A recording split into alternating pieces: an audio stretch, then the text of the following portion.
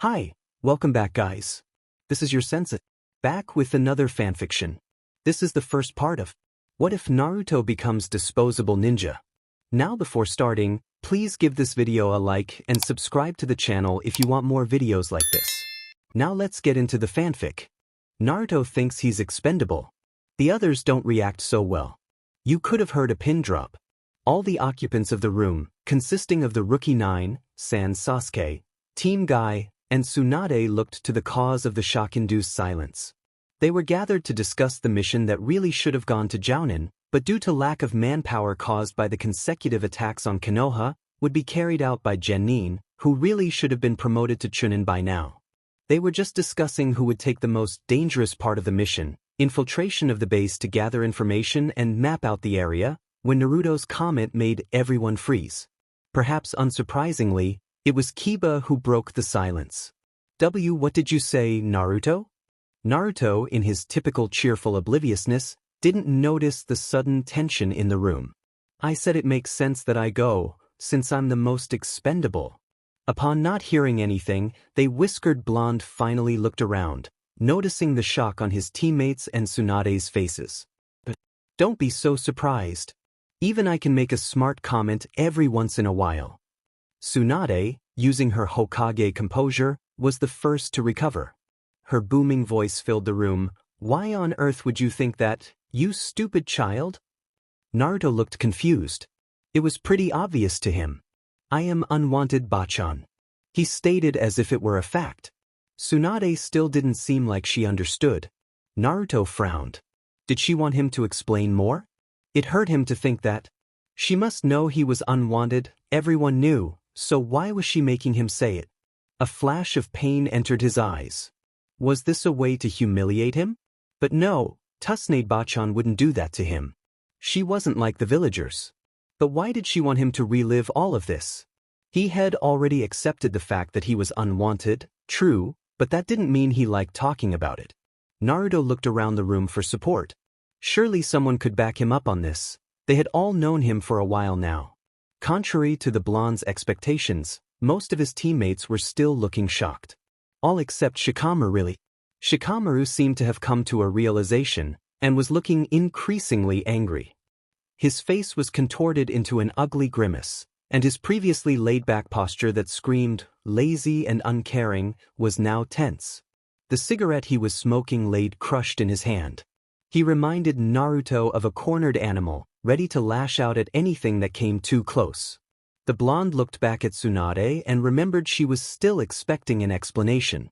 He adopted his most cheerful smile, the one he used when he faced the rejection of the village he so loved and protected, and piped out, well, I'm rather disliked, Bachan. Everyone here can attest to that. The teachers at the academy said it all the time. He looked around, expecting nods and jeers, and was surprised to find them still rather motionless. Was something wrong with them? He was starting to get worried. Tsunade seemed to want to say something, but Naruto didn't allow her. He just wanted to get all this over with. I don't have a family, and I've been living alone since I was 4. All the neighbors left the building once I moved in. The villagers obviously hate me. They charge 3 times the normal price for food and supplies, and they used to try to kill me when I was a kid. There'd be an attack at least 8 times a year before I became a ninja, always at least one on my birthday. Only reason I don't have scars is because of my fast regeneration. He laughed at that. Whenever the beatings got too brutal, though, one of the people Gigi sent would save me. The looks of frustration of the villagers' faces when I wouldn't die were priceless. He laughed again, that loud, obnoxious laughter he was famous for, but noticed that nobody was laughing with him. His laughter died off. He looked around. Well, this was awkward. He felt like everyone was in on some inside joke that he wasn't included in. He wasn't getting their reactions at all. At least his teammates were no longer standing quite so motionless. Instead, they looked at him with dawning horror. He was used to these expressions. He saw them all the time when a previously misinformed villager started talking to him, only to realize that they were talking to the QB brat. It hurt more than he'd care to admit to see the expression on his friends' faces. Would he be rejected now too? He was broken out of his thoughts when, to his left, he heard a loud sob. The usually quiet Hinata-chan had her hands covering her mouth, tears glistening in her eyes. To her left, Kiba looked a lot like Shikamaru, like he was ready to lash out at whoever stood too close or breathed too loudly. To Hinata's right was Shino. Naruto couldn't see his expression due to the coat covering his face and the black glasses, but he could hear the agitated humming of this kukabicho coming from underneath his clothes. Next to Shikamaru, Choji had stopped eating. He had put down his bag of chips and was looking down at the floor, hair covering his face so Naruto couldn't see. The blonde idly wondered what was so interesting about the floor. Choji seemed to stare at it with unusual intensity. His hands were tightened into fists, and he seemed to be trembling. On Shikamaru's other side was Ino, who also stood still with an expression of horrified comprehension on her face. She clutched her sides, as though trying to stop her hands from doing something else. Niji looked at him like he'd never seen him before. His mouth was opening and closing, as though he wanted to say something but didn't know what. Naruto would have laughed. He'd never seen Niji this discomposed except at their fight during the Chunin exams, if the silence weren't so heavy that breaking it would seem criminal. Next to him, Tenten was fingering one of her more deadly-looking weapons. Had it always been in her hand? How had he not noticed that before? And seemed to be glaring at the windows overlooking the village. Lee seemed like he didn't understand what Naruto was saying. As though the words weren't making sense to him. Naruto turned back to Tsunade. She still hadn't said anything. He figured he'd finish his explanation. His teammates were acting way too weird right now. Naruto shrugged. I'm a useless demon brat. No one will miss me if something goes wrong. Naruto heard a distinct crack. With wide eyes, he saw the Hokage desk practically disintegrate under Tsunade's grip. The destruction of the desk seemed to be some sort of signal for the world to erupt into chaos. It was as though the noise of the desk falling apart broke them out of their stunned silence. Everyone tried shouting at the same time, so much so that Naruto couldn't understand what any of them were saying. Quiet! The noise stopped as everyone looked at a furious Tsunade. Who said this, Naruto? Who called you that name? The whole room seemed to SCK in a breath in anticipation. Naruto could swear he felt some Ki coming off some of them. Naruto drooped. He was getting tired of this conversation. This wasn't a fun topic for him, he'd really rather not talk about it. Everyone, I guess. Villagers, the academy, ninja. I'm pretty universally hated Bachan. He gave a sardonic smile, so different from his usual sunny smile that some of them flinched. Since when have you believed that it would be okay for you to die, Naruto? Shikamaru was calm as he posed the question. It reassured Naruto, who wasn't sure why everyone was so agitated all of a sudden. You guys are way too serious. It's not like I want to die. If I did, I'd already be dead. There were plenty of opportunities as a kid after all. The blonde snorted. There certainly were plenty of opportunities. And eager volunteers as well. But between me and someone else, it's better for me to die. Less people would miss me. A lot of people would be happy. I'm an unwanted demon brat after all. He paused, but Shikamaru's expression still hadn't changed. Why weren't they getting what he was saying? It's logical. Really, Shika, you're smart. You don't need me to tell you this. Before Shikamaru could say anything, someone else spoke. If you were to die on this mission, don't you think Sakura would miss you, at least? The carefully posed question came from Ino, who seemed almost hesitant. Naruto had never seen her so unsure of herself before. Naruto thought about it for a minute. She might be a bit sad at first, but she's still got the most important team member, Sasuke. He turned around to Sakura and caught her worried face. Of course. Don't worry, Sakura. Even if I die, Sasuke will definitely be brought back to Konoha. Just you wait. Sakura had tears in her eyes. Naruto, you idiot. Naruto laughed. See? She'll be better off without me, really? Ino had to restrain Sakura to keep the pink-haired Kunoichi from hitting him. And what about your dream of becoming Hokage, Naruto? Are you just gonna give up on that? Kiba shouted. The Inuzuka boy was red in the face and sweating profusely. He seemed breathless and confused, like he didn't know what to do with this situation. Of course not. Naruto was indignant. He'd never give up on being Hokage. Being Hokage doesn't mean much if one of you is dead, though. The room became silent again. Oi, Naruto. Naruto turned back to look at Shikamaru. The latter seemed to have regained control over his body. He no longer looked murderous, although the intensity had not left him. Our lives wouldn't mean much if you were dead either. To this, Naruto turned wide blue eyes to the rest of the room. He was genuinely perplexed. Of course they would. You all still have your parents or siblings. You'll still have teammates, teachers, friends, and the entire village. He comforted. You'd hardly notice I was gone. Shikamaru's eyes steeled over again, and he began muttering indistinct curses. He suddenly looked up and lit another cigarette. This is obviously going to take a while. The others in the room seemed to understand him, and each looked like they were preparing for battle. Naruto was clearly missing something. Shikamaru took a deep breath and breathed out the smoke. With a meaningful glance to the rest of the room, he announced, "We're going to Ichiraka Ramen." Naruto was still confused, but had learned not to question a good thing. And going to Ichiraka Ramen was definitely a good thing. All right, let's go. Shikamaru gestured to Choji, and the big teenager hurriedly joined them. Ino came along as well, complaining about how she was going to gain so much weight. Team 8 was close behind, Kiba throwing an arm around Naruto's shoulders, Shino falling into step right behind them, Hinata walking determinedly next to him, for once not fainting after an extended PRD of time in Naruto's company, though hints of red could be spotted on her cheeks. Lee was running ahead, shouting about Naruto's extreme youth, Tenten chuckling a bit at the scene. Even Neji joined in, berating Naruto for his unbalanced diet. All had a hard gleam in their eyes when looking at the blonde ball of sunshine. Sakura, apparently the only one who remembered why they were in the Hokage's office in the first place, turned to Tsunade. "Sensei, may we be excused?" Tsunade looked like she had aged decades. She looked her real age, or perhaps even a little older than that, wearing a defeated expression.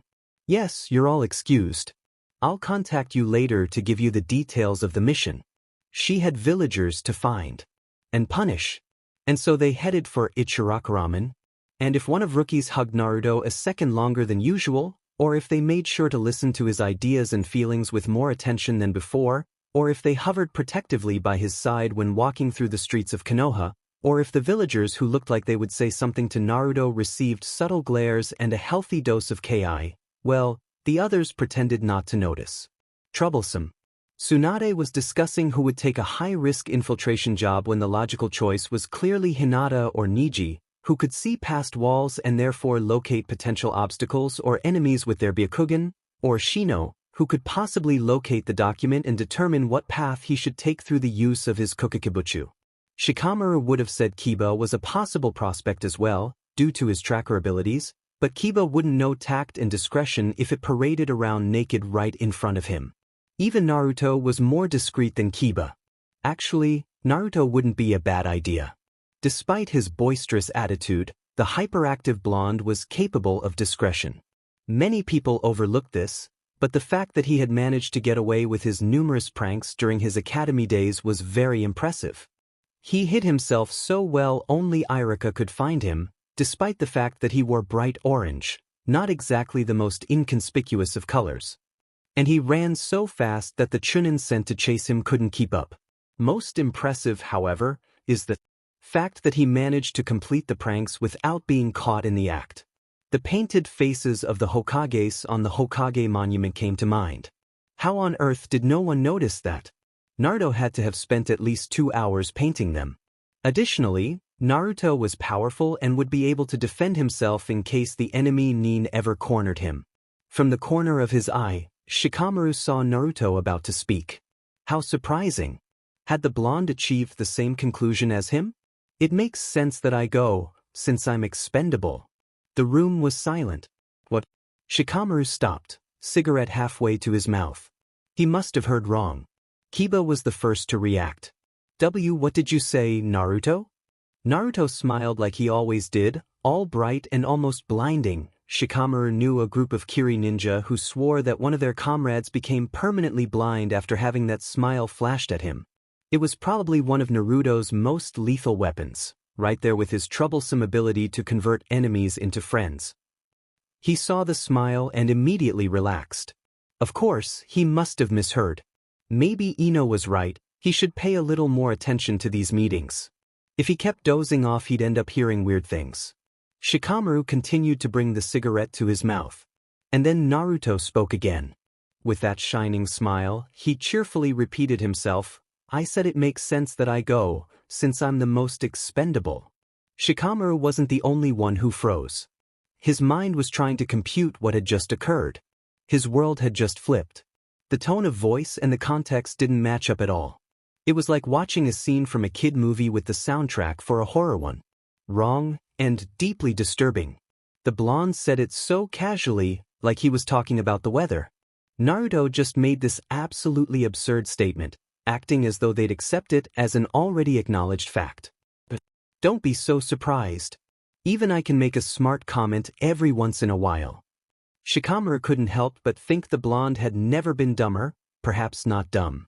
Naruto had never been dumb, no matter what people said. Why on earth would you think that, you stupid child? The Nara distractedly noted Tsunade's yell. He didn't turn around to see her, all he could focus on was the blonde teenager in front of him, acting as though he didn't realize the effect his statement had on the lives of his teammates. Knowing him, he probably didn't. Naruto looked confused. Hurt briefly flashed through his eyes. "I am unwanted, Bachan." With that so innocently delivered statement, Shikamaru felt a white-hot rage course through him. Of course. Of course. Why hadn't he seen this before? Everyone knew Naruto was an orphan, and he never saw him with an adult other than Irika. No, rather, it's not that he hadn't seen. Yet they all had. He noticed the way the villagers treated Naruto. How could they not? They were painfully obvious, but had dismissed it. Naruto just always seemed so energetic, so pure, so strong, so immune to the worries of mere mortals, that Shikamaru had not thought the blonde would be affected. The lauded genius had never felt so foolish. Naruto was but a child at the time, was still just a teenager. Oh God, he was still so young for all the things that happened to him. It was no wonder all the neglect he experienced would influence him. He had no adult to tell him that they loved him, to prove to him that he was worth something. After repeatedly hearing, every day, several times a day, that he was worthless, then was it really a surprise that the child started believing it? Shikamaru cursed himself again. Why hadn't he noticed this earlier? Why hadn't anyone done anything? Naruto smiled cheerfully again. This time, Shikamaru was not deceived. Rather, he braced himself. He could see where this conversation was going, and it was not pleasant. "Well, I'm rather useless, Bachan. Everyone here can attest to that. The teachers at the academy said it all the time." Naruto looked around, as though expecting people to back up his claims. Shikamaru cursed internally. Did Naruto truly believe that the people here considered him useless? Did he not expect any support from them? Even after all they had done for each other? "I don't have a family, and I've been living alone since I was 4. All the neighbors left the building once I moved in. The villagers obviously hate me. They charge 3 times the normal price for food and supplies, and they used to try to kill me when I was a kid. There'd be an attack at least 8 times a year before I became a ninja, always at least one on my birthday. Only reason I don't have scars is because of my fast regeneration." Naruto laughed at that. Shikamaru failed to see the humor. Whenever the beatings got too brutal, though, one of the people Gigi sent would save me. The looks of frustration on the villagers' faces when I wouldn't die were priceless. He laughed again, that loud, obnoxious laughter he was famous for, but noticed that nobody was laughing with him. His laughter died off. Shikamaru was speechless. The reality was worse than his theories, far worse. Shikamaru had thought that Naruto suffered from neglect and verbal and emotional abuse. These, already, were horrible crimes that no child, especially one as precious and caring as Naruto, should go through. But to know that he suffered through multiple beatings and assassination attempts, for a 4-year-old to know that the people around him wanted him dead, Shikamaru paled. This was so much worse than what he had expected. A brief glance around the room showed similarly pale and horrified faces.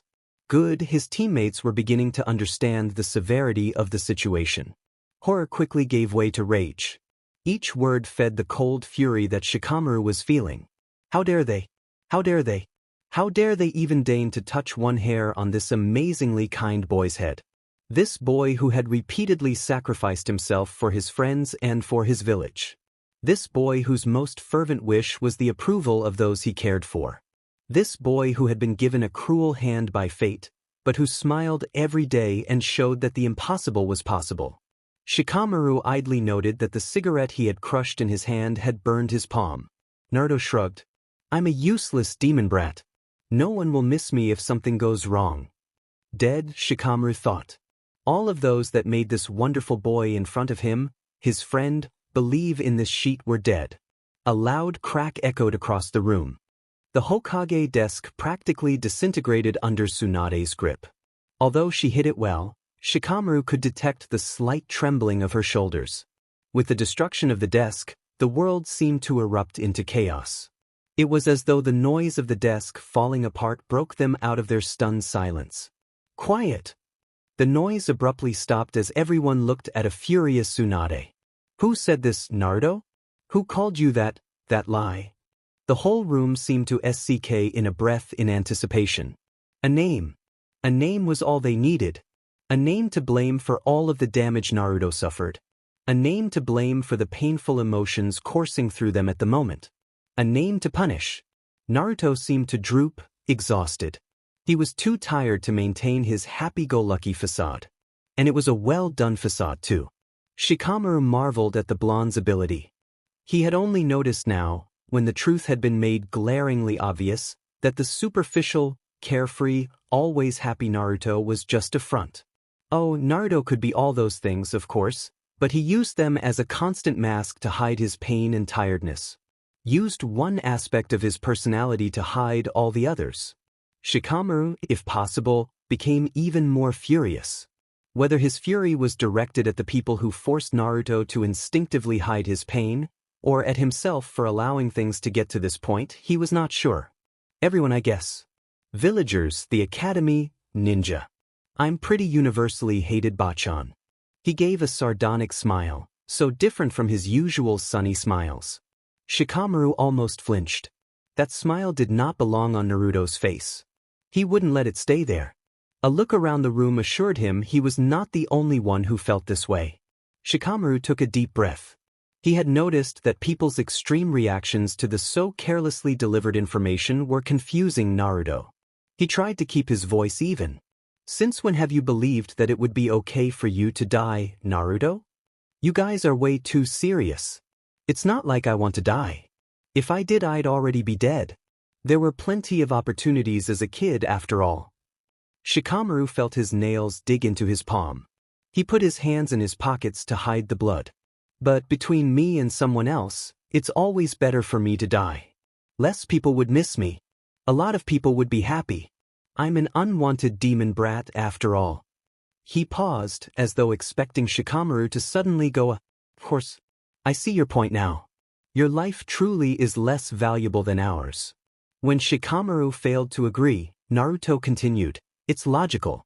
Really, Shika, you're smart. You don't need me to tell you this. What Shikamaru wanted to scream was that Naruto's life was worth at least 50 of those villagers. That he had to stop saying these unforgivable things as though they were accepted facts. He wanted to get on his knees and apologize for failing his friend, for not realizing until the truth was made painfully obvious for all to see. Don't you think Sakura would miss you at least? This came from Ino, who seemed to understand what was going on more than the rest. The Yamanaka Jutsu specialized in the mind arts, after all. Several ninjas on long-term missions had to get a Yamanaka to check them to make sure that they were mentally healthy. Shikamaru knew Ino had been reviewing some clan teachings with her father lately. She was probably very knowledgeable on the human psyche.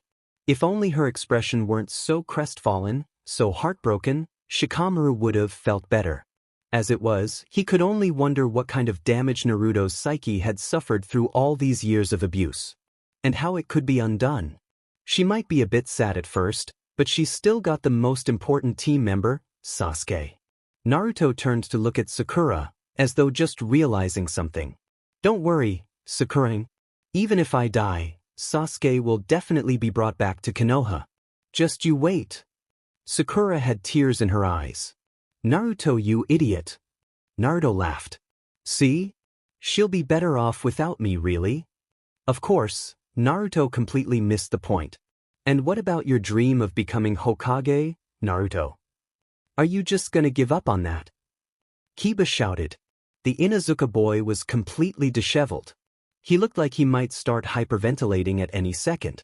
Obviously, child abuse was an entirely foreign concept to him. Poor Kiba didn't know what to do with the situation. Although, in all honesty, none of them were much better off. Of course not. Naruto was indignant. Being Hokage doesn't mean much if one of you is dead, though. The room became silent again. Shikamaru nearly laughed. Typical. Sometimes they'd get carried away by Naruto's carefree mask, and then there'd be moments like these. Moments where they'd be reminded of Naruto's power. They couldn't help but marvel at their friend's selflessness. These were defining moments. Loyalty-inspiring moments. Shikamaru felt humbled, and he was sure he wasn't the only one, given the expressions on the others' faces. He vowed to always protect this amazing, selfless person. Oi, Naruto. The normally lazy ninja started. He tried to maintain calm and not let how upset he was with this situation show. Our lives wouldn't mean much if you were dead, other. Shikamaru almost expected it when Naruto replied, Of course they would. You all still have your parents or siblings. You'll still have teammates, friends, and the entire village. He comforted. You'd hardly notice I was gone. That was a lie. He'd notice. They'd all notice. Naruto was their beacon. He was their laughter in times of peace and their strength in times of war. He was the one they could place all their beliefs onto, and know that he would carry them effortlessly. No, they'd all notice if he was gone. Konoha would be a darker place without Naruto. Shikamaru's eyes steeled over. He wanted to shout at the blonde shinobi, tell him that that wasn't how things worked. That Naruto's life was infinitely more precious than the lives of those villagers that had forced these twisted beliefs into his head as a child. That he needed to quit this sort of thinking now, right this instant, because it was hurting the people that cared for him. That he wasn't sure if he could take it much longer because every self-deprecating word that came out of Naruto's mouth fed a rage the likes of which Shikamaru had never experienced before. Of course, Shikamaru couldn't say these things. Naruto wouldn't understand if he simply said it like that. Shikamaru sighed. This is obviously going to take a while. Mental healing always did, after all. He couldn't hope to convince Naruto of his self-worth in a day. And Naruto probably had a shitload of other emotional scars. Shikamaru didn't doubt for a second that there was more where this twisted sense of self came from. He took out a second cigarette and lit it. Taking a deep breath, he exhaled the smoke. With a meaningful glance to the rest of the room, he announced, We're going to Ichiraka Ramen. Looking at the rest of the teammates as they surrounded him and Naruto, he spotted eyes full of hard determination and a touch of icy rage. Good, they were all on the same page then. This treatment of Naruto would not be allowed to continue. Now that they knew about it, they were going to deal with it. Efficiently, ruthlessly, painfully, the shinobi way. No one would be allowed to abuse Naruto anymore. If any villager so much as looked at the blonde in a way they didn't like, punishment would be delivered. And slowly, day by day, Shikamaru was sure that they'd be able to convince Naruto that he did have a family. People that would follow him through thick and thin, that loved him, that saw all the good that he was capable of.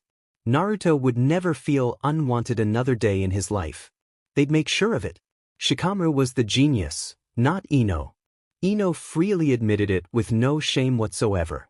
Shikamaru was the strategic mastermind as well as the leader of Team 10. She'd never say it out loud, but it was a fact. But damn it, it was Ino who was the most knowledgeable on people. So how had she never seen all of this? She should have noticed that Naruto's cheerful act was just that, an act. She should have noticed that he was suffering from emotional abuse, from neglect.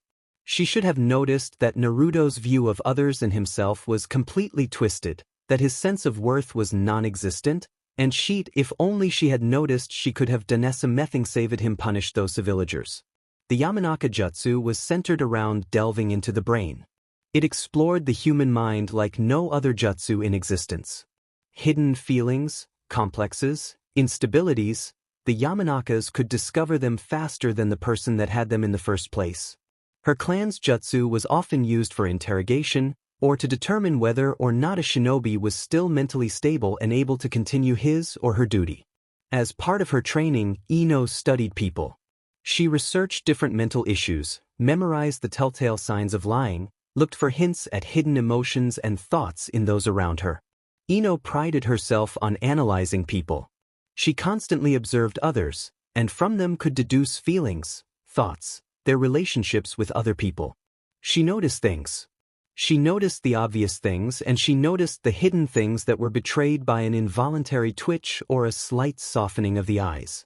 But there was so much about Naruto she had not noticed. How Hinata was head over heels in love with Naruto, and his comic obliviousness to the fact. And perhaps she should have realized he was so oblivious because the idea that someone could love him was completely alien to him. The obliviousness suddenly wasn't funny anymore. How Sakura was always trying to compensate for being the weakest member of Team 7, and her struggle to keep up with the obscene powerhouses that were Sasuke and, most notably, Naruto. Truly, Naruto was ridiculously strong. She forgot that, sometimes, when he wore his carefree and silly mask. How Choji offered Naruto chips, a sign of everlasting friendship for an Akimichi, on days where the latter was particularly sad or subdued. She shouldn't have dismissed Naruto's sad days as having petty reasons behind them. She now realized that he was not sad because of low grades or because he was rejected by Sakura. How Kiba took care to be even louder and more annoying than usual whenever Naruto was quieter. She recalled a day where Naruto had entered the academy classroom without his usual fanfare, silently making his way to his seat with his head down and eyes to the floor, and Kiba had ambushed the poor blonde and sent them tumbling onto the ground, inciting a shouting match between the two and rekindling Naruto's liveliness. She should have noticed how Naruto always seemed more comfortable with Akamaru, Kiba's dog, than with any of his human classmates. How Naruto, despite his brash nature, always avoided crushing Shino's Kakeichu when he went to touch the stoic Aburame. And how Shino respected Naruto for it in return. How could she have ever thought that someone so subtly careful and considerate was nothing more than a happy-go-lucky orange child who knew nothing of the pains of the world? How Naruto, despite calling him bushy-brows, always had the utmost respect for Lee's ambition. He resolutely supported Lee, and even called him rival. She knew now that Naruto had never received support and respect from anyone. It was what he most dearly wished for. How Shikamaru treated Naruto with added consideration. Despite acting foolish, Naruto secured Shikamaru's attention. Ino knew that Shikamaru himself hadn't even noticed how his eyes followed Naruto wherever he went, intrigued and strangely protective. She should have realized Shikamaru would never have given Naruto so much of his attention if the orange-clad blonde were only a troublesome kid. How Neji treated Naruto with extra respect and an almost reverence, as one would an admired superior. The way his eyes would suddenly tighten with resolve when he looked at the blonde, evidence of his desire to one day pay back his debt to Naruto for saving him from himself. Naruto always did have the uncanny ability to inspire admiration and respect.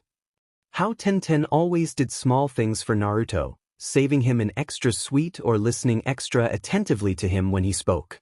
Ino knew that it was done out of gratitude and respect for Naruto's help in curing Neji of his fatalistic attitude. And she had noticed how Naruto always flinched at the sight of Tenten's more mundane weapons, knives that looked like they could belong in a kitchen, that could be used by villagers, while he remained unaffected by her obviously shinobi tools. Ino should have suspected. She should have done something. And so Ino noticed things. But she did not notice what was most important. And Naruto suffered because of it. There was no excuse. She was responsible for allowing this selfless, awe-inspiring boy to suffer for years. But she would repent. And she would make sure the villagers repented. Violently. As she walked out of the Hokage Tower with the Rookie 9 and Team Guy, Naruto solidly in the middle of the pile, Ino promised herself that she would make it up to Naruto. She might not have been able to use her clan training to notice what Naruto was going through, but she could sure as hell use it to help him realize that his view of himself and the world was wrong. That the villagers were wrong. Naruto was not expendable, and not just because he had the QB in him. He was important because he had proven anything he had ever needed to prove and more, because he had friends who would sacrifice everything for him, because he was the most powerful and inspiring person any of them had ever met. Ino knew it would take a while. Naruto's unhealthy way of thinking had been cultivated, like a weed, Ino thought, from when he was still very young. Those were always the hardest to remedy. It would take time and effort, and hopefully some villager blood and suffering, but Ino would help him. And the stubborn, self-sacrificing boy would realize how important he really was, whether he wanted to or not. Ino didn't need her clan's jutsu to figure out the others felt the same way. Every day, for the following month, Naruto found flowers on his doorstep. He received Jasmine's love, for she was his family now and family loved each other. Agrimony, thankfulness, for having become the person he is despite everything. Arborvitae, everlasting friendship, for she would never abandon him. Canterbury bells, gratitude, for everything he has done for them. Brooms, humility, for she was humbled by his strength of will. Borrages, courage, for she always felt braver when she was with him. Heliotropes, devotion, for she was devoted to helping him, always. Coreopsis, always cheerful, for she hoped his happy and carefree act would no longer be an act. Stars of Benthleum, atonement, for she had to atone for not realizing, for allowing him to suffer. Gladiolus, conviction, for his never failed to awe her, and hers was now to always support him, as well as many others. On the last day, to his absolute bewilderment, he received almonds, a promise. A promise that she would never, ever fail to notice again. She will always be there for him. They all will. Niji was mortified. A week had passed since the disgusting revelations of the Hokage Tower, and Niji couldn't stop thinking about it. His mind was consumed by thoughts of a lonely 4-year-old Naruto begging for attention, of him receiving beatings as birthday presents and rejection as daily medicine. What bothered him the most, however, were his own actions. Specifically, how he had treated Naruto during the Chunin exams. He recalled his words to Naruto on the day of the finals. He remembered thinking that the blonde was nothing more than a happy-go-lucky idiot who knew nothing of the world. Spouting empty promises, a shallow determination with nothing to back him up. Idealistic, Niji had thought. And utterly idiotic. Niji remembered feeling insulted that the kid dared to even insinuate that he would win against the Hyuga. Hey, loser. I have 2 pieces of advice for you. First of all, if you intend to call yourself a shinobi, stop that stupid cheering of yours, it's disgraceful. And second, once a failure, always a failure. You can't change that. Kami, he had really said those things, hadn't he? He felt like hitting his head against the wall. Repeatedly. Hopefully until he reached unconsciousness. And then maybe someone would take pity on him and dig a big, deep hole for him so he could be swallowed by it. Niji would have gone through with it too, if he weren't a proud Hyuga walking through a public setting. He'd tried to physically murder his mortification once he was alone in his room and others weren't watching. Honestly, what had he been thinking? How could he just mouth off like that without knowing anything about the person? He had called Naruto disgraceful. He had called his savior a failure. And Naruto truly was his savior. The exuberant shinobi had freed him from the darkness that plagued the young Hyuga. He had shown him a future full of possibilities, a future Niji could decide for himself, with no one to tell him otherwise. He had been liberated, his shackles broken, and it was all thanks to the blonde. Naruto was the farthest thing from disgraceful and a failure Niji could possibly imagine. He freed me from my cursed fate. Niji felt like screaming in frustration and embarrassment and fervent shame. The words he threw at Naruto that day kept reverberating in his head in vicious circles. If only he could go back in time to take back what he said. There was no recipient more unworthy of those insults. Naruto was not disgraceful, anyone should be beyond proud to be able to call him comrade. He was not a failure, he was the salvation of not only Niji, but countless others. Naruto was the light in the darkness. He was hope amidst despair. He was strength when all that was left was weakness. How can someone like this exist? Naruto had suffered more than Neji in his childhood. Neji couldn't possibly imagine everything Naruto had had to go through. Yet, while Neji had become a broken, hateful person, Naruto had shouldered his own pain and became someone others could look to for inspiration. Naruto overcame his childhood suffering, despite it still having lingering effects, wishing to help the world instead of resenting it as the Hyuga had. Neji sometimes felt unworthy of even standing next to him. Naruto was larger than life, at times. And this beacon of light, of hope, of strength, had suffered for years. Had been abused ever since he was a child. At the hands of people who didn't even deserve to lick the soles of his feet. Neji's mortification was quickly replaced by anger. These two seemed to be the only emotions he could feel this past week. Oi Neji! If Neji saw even one disrespectful movement from the villagers directed towards Naruto, he'd do unspeakable things. Things the likes of which even the torture and interrogation team had never seen. Things that would forever make the villagers tremble at the mere thought of doing anything to harm Naruto. Neji! Neji was finally broken out of his homicidal reverie. He looked only to find Naruto standing in front of him, hands on his hips. What are you doing? Neji noticed Naruto seemed restless. Confusion was obvious on his face, and Neji could detect faint frustration as well. There was a brief silence as Neji thought about how to answer. I am accompanying you. Naruto seemed to become even more agitated at that.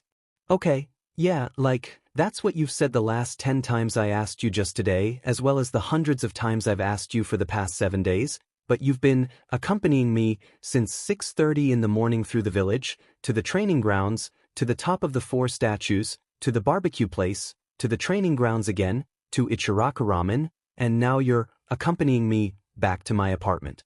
As you have every day. For the past 7 days. Naruto paused, waiting for a reaction from Neji. Neji stared blankly back at him. As though to emphasize a point that Neji was clearly not understanding, he elaborated, You've woken me up by invading my apartment at 6:30 in the morning every day for the past 7 days to accompany me.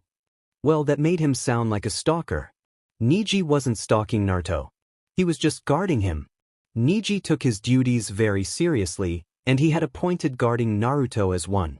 Therefore it was only natural that he be with the blonde from the moment Naruto awoke to the moment he went to bed, and even sometimes after that, just in case someone tried something while the blonde was sleeping. He was glad to do it. He learned much about his savior.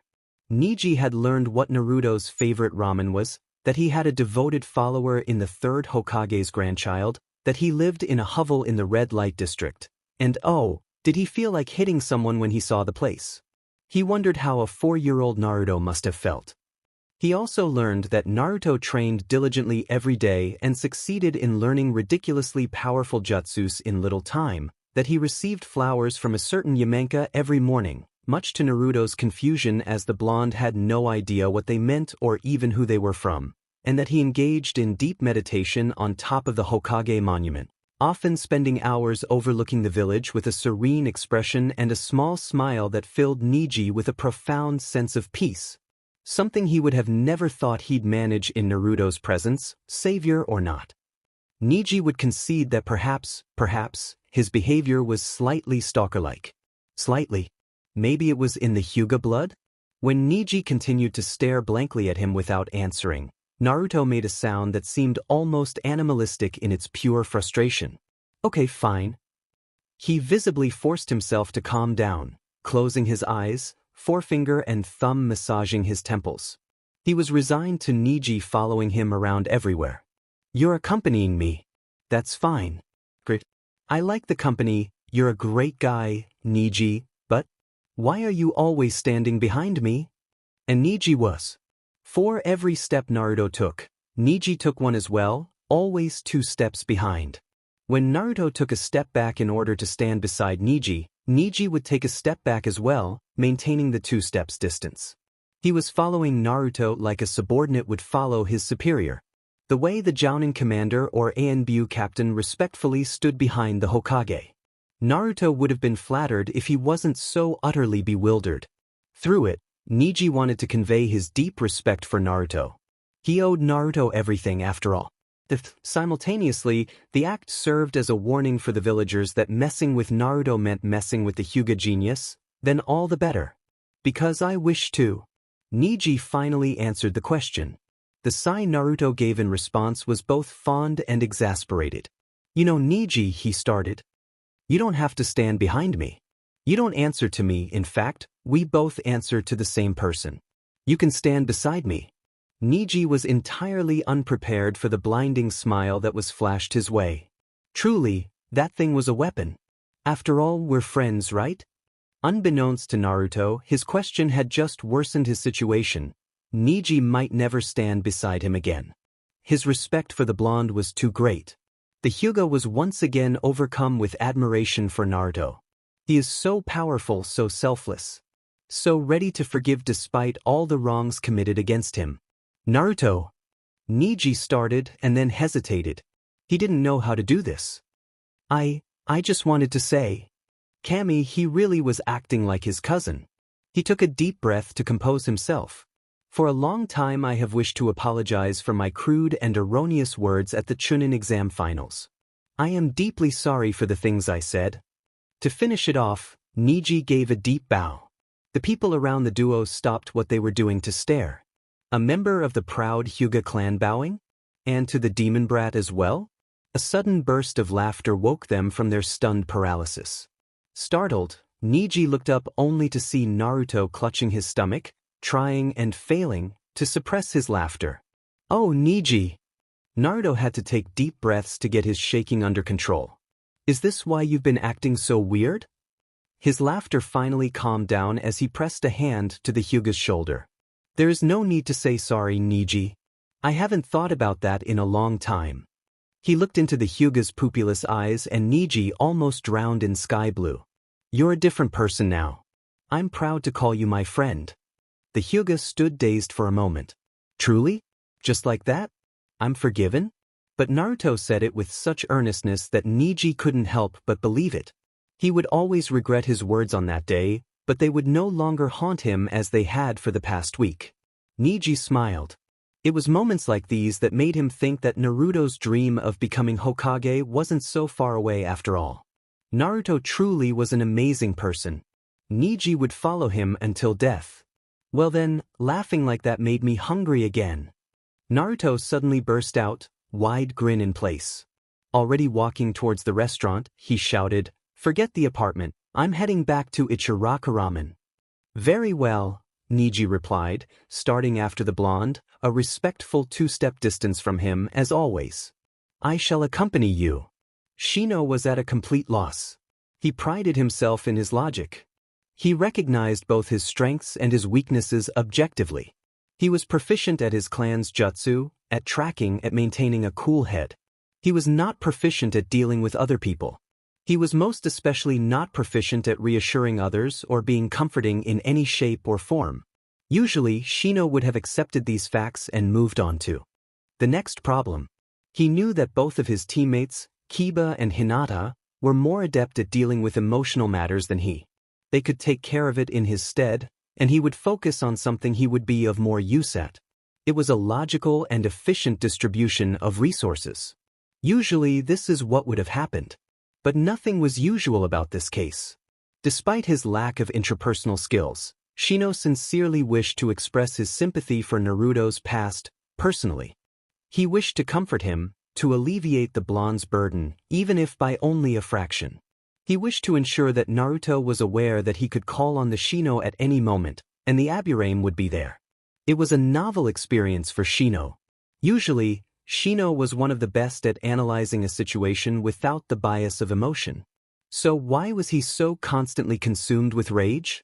Ever since he had heard Naruto's unwitting revelations, all he could feel was a fervent and utterly illogical desire to hurt, maim, kill the bastards Wodiths.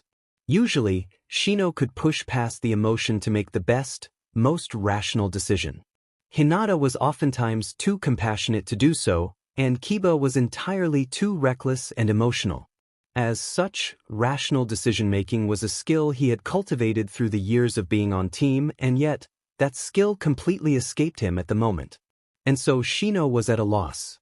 He was bereft of his usual cool-headedness, consumed with rage and the intense desire to comfort a friend, despite it being one of his weakest attributes. He used several logical arguments to attempt to convince himself otherwise, but they were fruitless. Shino needed to help Naruto somehow. No man should bear the burden Naruto did alone. And what a burden it was! Shino was no stranger to rejection.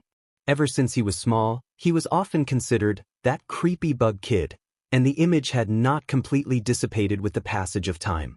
Shino was not bothered by such things. In the academy, he analyzed the children who called him creepy and rejected him, and judged most of them to be incompetent. True ninja would not be bothered by his methods, so long as they were useful. He deemed them unworthy of his time and efforts.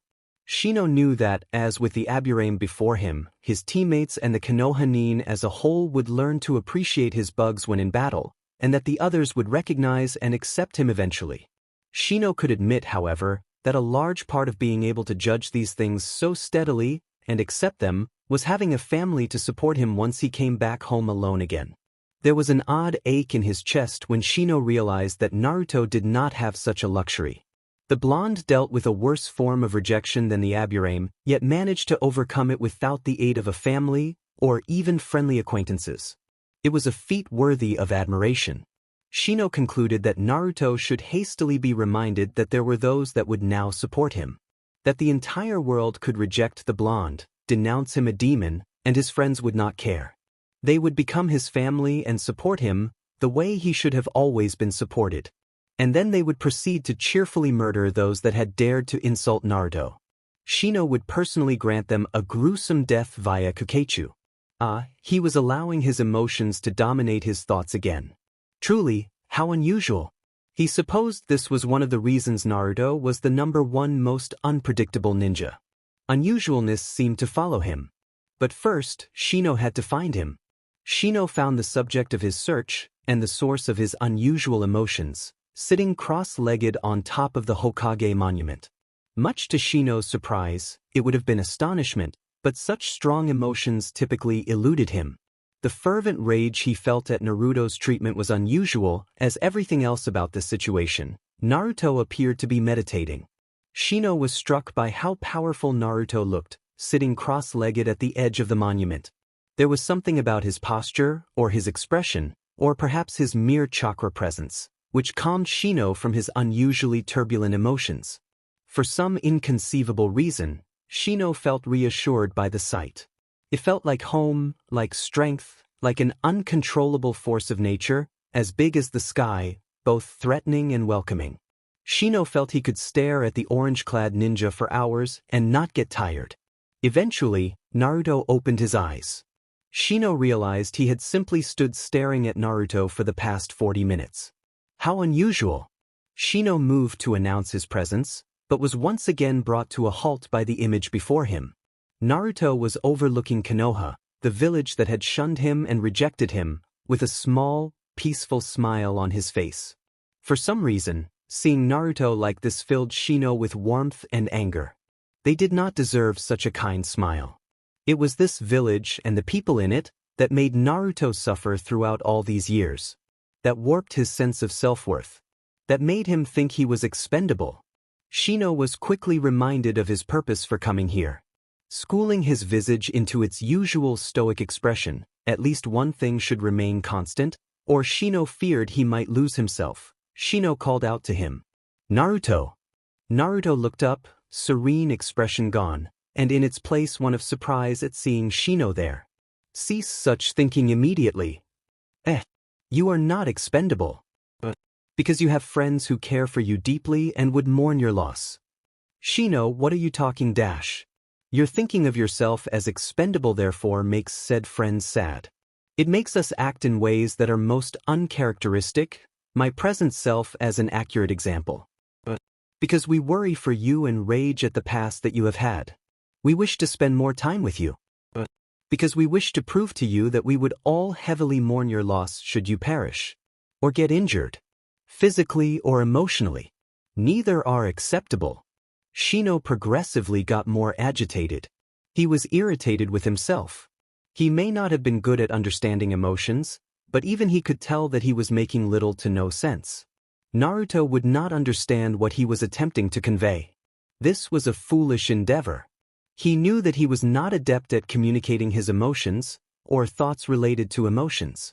He should have continued to simply protect Naruto from afar, leaving the actual comforting and emotional helping to people like Ino, who dealt with emotions and the mind every day through her clan training, Kiba, who seemed to understand Naruto's actions and had no problem at all in loudly announcing his feelings, or Shikamaru, who was a genius and had a strangely close bond with Naruto. Even Hinata, despite her stuttering, would have been better. She had a soothing quality to her person that would have doubtlessly aided Naruto. Choji also possessed a calming, affectionate characteristic that would have made him more suitable. In fact, as Shino looked back upon all the options, he could not help but conclude that, of their group, he was the least suited for the position of comforter. Shino was feeling quite foolish. It was not something he felt often. He should desist of this foolhardy self-imposed mission and find something better suited for his talents. Yes, he would leave Naruto's emotional well-being to those that actually possessed the ability to help him cultivate it in a healthy manner. Well then, he should quickly apologize and, "Thank you." Shino's uncharacteristic rambling thought process was brought to a halt. "What?" "I said thank you." Naruto looked directly into Shino's eyes. The sunglasses were not enough protection against the weight of his gaze. "It means a lot that you came all the way here to tell me you care. I consider you a friend too, Shino." And then, Naruto flashed a small, heartfelt smile. It was beautiful in its sincerity, and all Shino could do was stare. He felt he should immortalize this moment somehow, Naruto smiling with the entirety of the Konoha village behind him. Shino was not sure what he was feeling, perhaps a mixture of awe and affection. He was not good at emotions, he couldn't quite tell. He just knew it was a powerful sensation. This man, Naruto, would accomplish great things someday, already had. And Shino would be sure to be present to witness it, and support him should he ever need aid. Naruto would never feel alone again. As Shino moved to leave the clearing, he noticed Neji leaning against a tree, near both Naruto and the Aburame, acting like a protective bodyguard to the blonde. Had Shino honestly been so agitated that he had not noticed the Hyuga's chakra signature? This was most shameful. Truly, usually he did not let his emotions impede his judgment or his shinobi skills. When he looked at the Hyuga, Shino was surprised to see the latter give him a discreet nod. Neji seemed grateful for his talking with Naruto? Shino realized. I was acknowledged, and thanked. I helped Naruto, even if by only a little. But then Shino knew best how something little, the size of an insect, could carry great power. He would ensure that he would help Naruto little by little, so that one day the blonde would realize how important he actually was. Perhaps Shino was not so ill-suited to matters of emotion after all. But this would only apply to Naruto.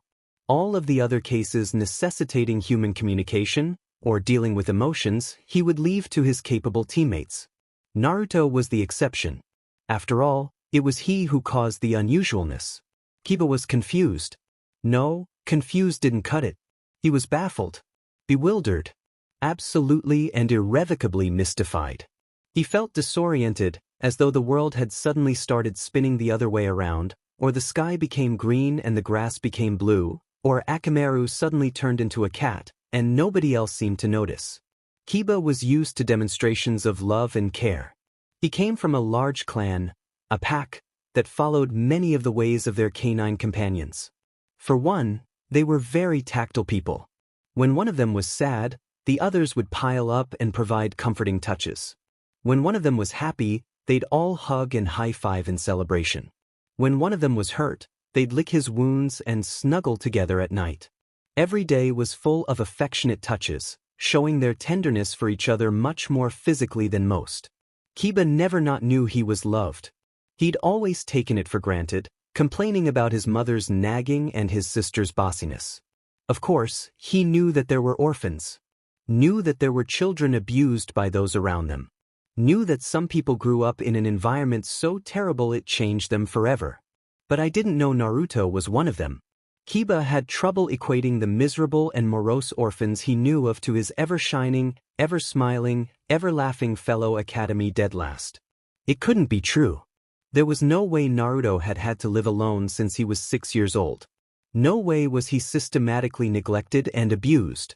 No way did he have to suffer assassination attempt after assassination attempt, not only throughout the year, but on every one of his birthdays as well. Imagining Naruto living through that made Kiba sick to his stomach. He wanted to throw up, as though he could physically expel all these horrid truths through his mouth. As though doing so would make it so that they had never existed. Well, he wanted to throw up, but more than throwing up he wanted to punch something. Preferably the villagers who had tried to kill Naruto. He'd settle for those that had insulted him and made him think he was expendable of all things. He wasn't picky. Kiba could still hardly believe that had happened to Naruto. How could anyone treat a child that way? How could anyone treat Naruto that way?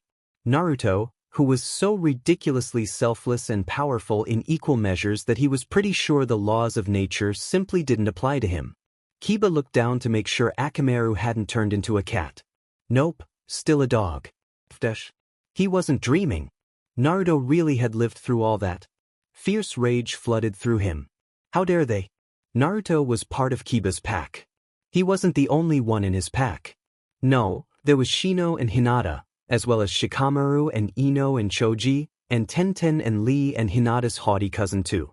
Even Sakura was part of his pack, despite her shrill voice and the way she had always nagged at him during their academy days, and Sai, who was still relatively new, but accepted and cared for by Naruto, which was enough for Kiba. And Naruto was their alpha. In the beginning of his ninja career, Kiba fashioned himself as the alpha. He was strong and proud, and thought he would be able to protect everyone, and totally score hot babes while he was at it. He kept believing that right up to the point where he subconsciously, instinctively, looked to Naruto for guidance during a mission gone wrong. They were in a small village near the border of the Land of Fire, and the IWA Nin they were chasing after started a commotion in the middle of the village square. The Konoha team belatedly realized that the IWA Nin they were chasing had met up with an S-rank missing Nin in the village, turning the mission much more dangerous than had been expected. They had killed several civilians already, and the missing Nin seemed unstoppable with his greater experience and insanely strong earth jutsus. He was easily picking the Konoha ninja off, one by one. Kiba was one of the first to be attacked and injured. He hadn't been able to stop him, unable to do anything but watch as the villagers got slaughtered and his comrades were defeated. Just as people seemed about to lose all hope, Naruto had bravely stood in front of them, a human barrier between the missing Nin and the Konoha ninja. He had ordered Shikamaru to come up with a plan to evacuate the villagers around them and eliminate the IWA Nin, while he single-handedly took care of the largest threat, the missing Nin, throwing in an inspiring speech that would stay with all those present for the rest of their lives while he was at it. Kiba realized then that it was Naruto who protected them, who guided them, who showed them hope when others had already given in to despair. He was their leader, and they would follow him into the depths of the Shinigami's stomach. As galling as it was to admit, Naruto was the alpha of their pack. Not that Kiba would ever be telling the blonde. Speaking of, he had been tailing the subject of his thoughts for a while now. It seemed Naruto had finally noticed. Kiba was assaulted by stunning cerulean eyes. He was rendered speechless for a moment, wondering, not for the first time, if the eyes were some form of constantly active lesser-known dojutsu that entranced the viewer. More potent than the eyes for Kiba, though, was Naruto's smell. He smelled of fox, ramen, and sunshine, with strong undertones of power and determination. Kiba realized Naruto smelled like home to him. It was a comforting smell, and Kiba felt renewed confidence surge through him. He felt like he could take on anything, knowing that Naruto would be there for him all the way. As he approached Naruto, Kiba fought the urge to bare his neck in a show of espionage to his alpha. Naruto probably wouldn't understand the gesture anyway. Perhaps in the future Kiba would teach him. Have you been silently following me around? God, you too? I hope this isn't some fad or something. Niji's been at it for more than 2 weeks now. I'm starting to wonder when he sleeps. If he sleeps, this can't be healthy for him. To this, Naruto shot Niji, who was steadfastly 2 steps behind him, a look that was equal parts concern and exasperation. Kiba didn't answer. He didn't say anything. He simply walked towards Naruto, pace increasing with every step. Once he deemed himself close enough, Kiba launched himself at the blonde. He wrapped his arms around the orange-clad ninja and hugged him tightly. Naruto backed a few steps from the impact, trying to regain his balance. Upon registering what Kiba was doing, he froze up as though he wasn't used to receiving hugs and didn't know how to react. Upon having this thought, Kiba struggled to control his killing intent, keeping it from terrorizing the surrounding villagers and ruining his hug with Naruto. A few slightly awkward moments passed before Naruto put his arms around Kiba and hugged him back. They stayed that way for a while. He distractedly noticed that Naruto had grown a lot recently, was now as tall as Kiba. Kiba stayed that way, making sure that his scent would stay on Naruto, alerting anyone with a skilled nose that the blonde had at least one friend that would retaliate against the pitiful fuckers that did him harm. Akamaru nuzzled the blonde from behind, leaving his scent on Naruto as well. Naruto was theirs. Well, theirs and the rest of the rookie teams. No one was allowed to mistreat him.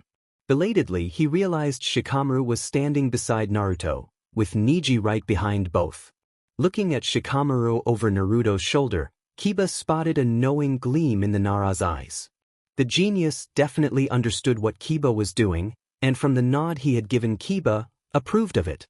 He looked at Niji next, who had frozen since he saw Naruto's abnormal reaction to a hug. The Hyuga recognized what it meant. Kiba noted clenched fists and definitely gritted teeth in the normally aloof Hyuga. Well, it was good to know he had allies in taking care of their alpha. Kiba? He was still hugging Naruto. Kiba tightened his hold for a few moments, oddly reluctant to let go, before finally releasing Naruto. Come on. We're going to eat. I'm treating. Yeah? Sure. Shaking his head as though coming out of a daze, and looking decidedly like he wasn't sure what was going on, Naruto walked forward. After a few moments, he seemed to accept the fact that Kiba had just hugged him and was now offering free food. Naruto wasn't one to turn a meal down. More animatedly, he exclaimed, "All right. Let's go." Fist pumping the air. And then he stopped. Oh wait.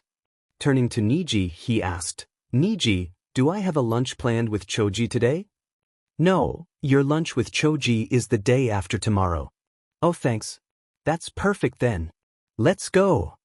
It was Kiba's turn to shake his head and wonder what was going on. Well, it looked like Niji had become Naruto's personal secretary. He wondered if Naruto realized how strange it was that the Hyuga knew his schedule better than the blonde himself. Well, not any stranger than having said Hyuga follow him around everywhere.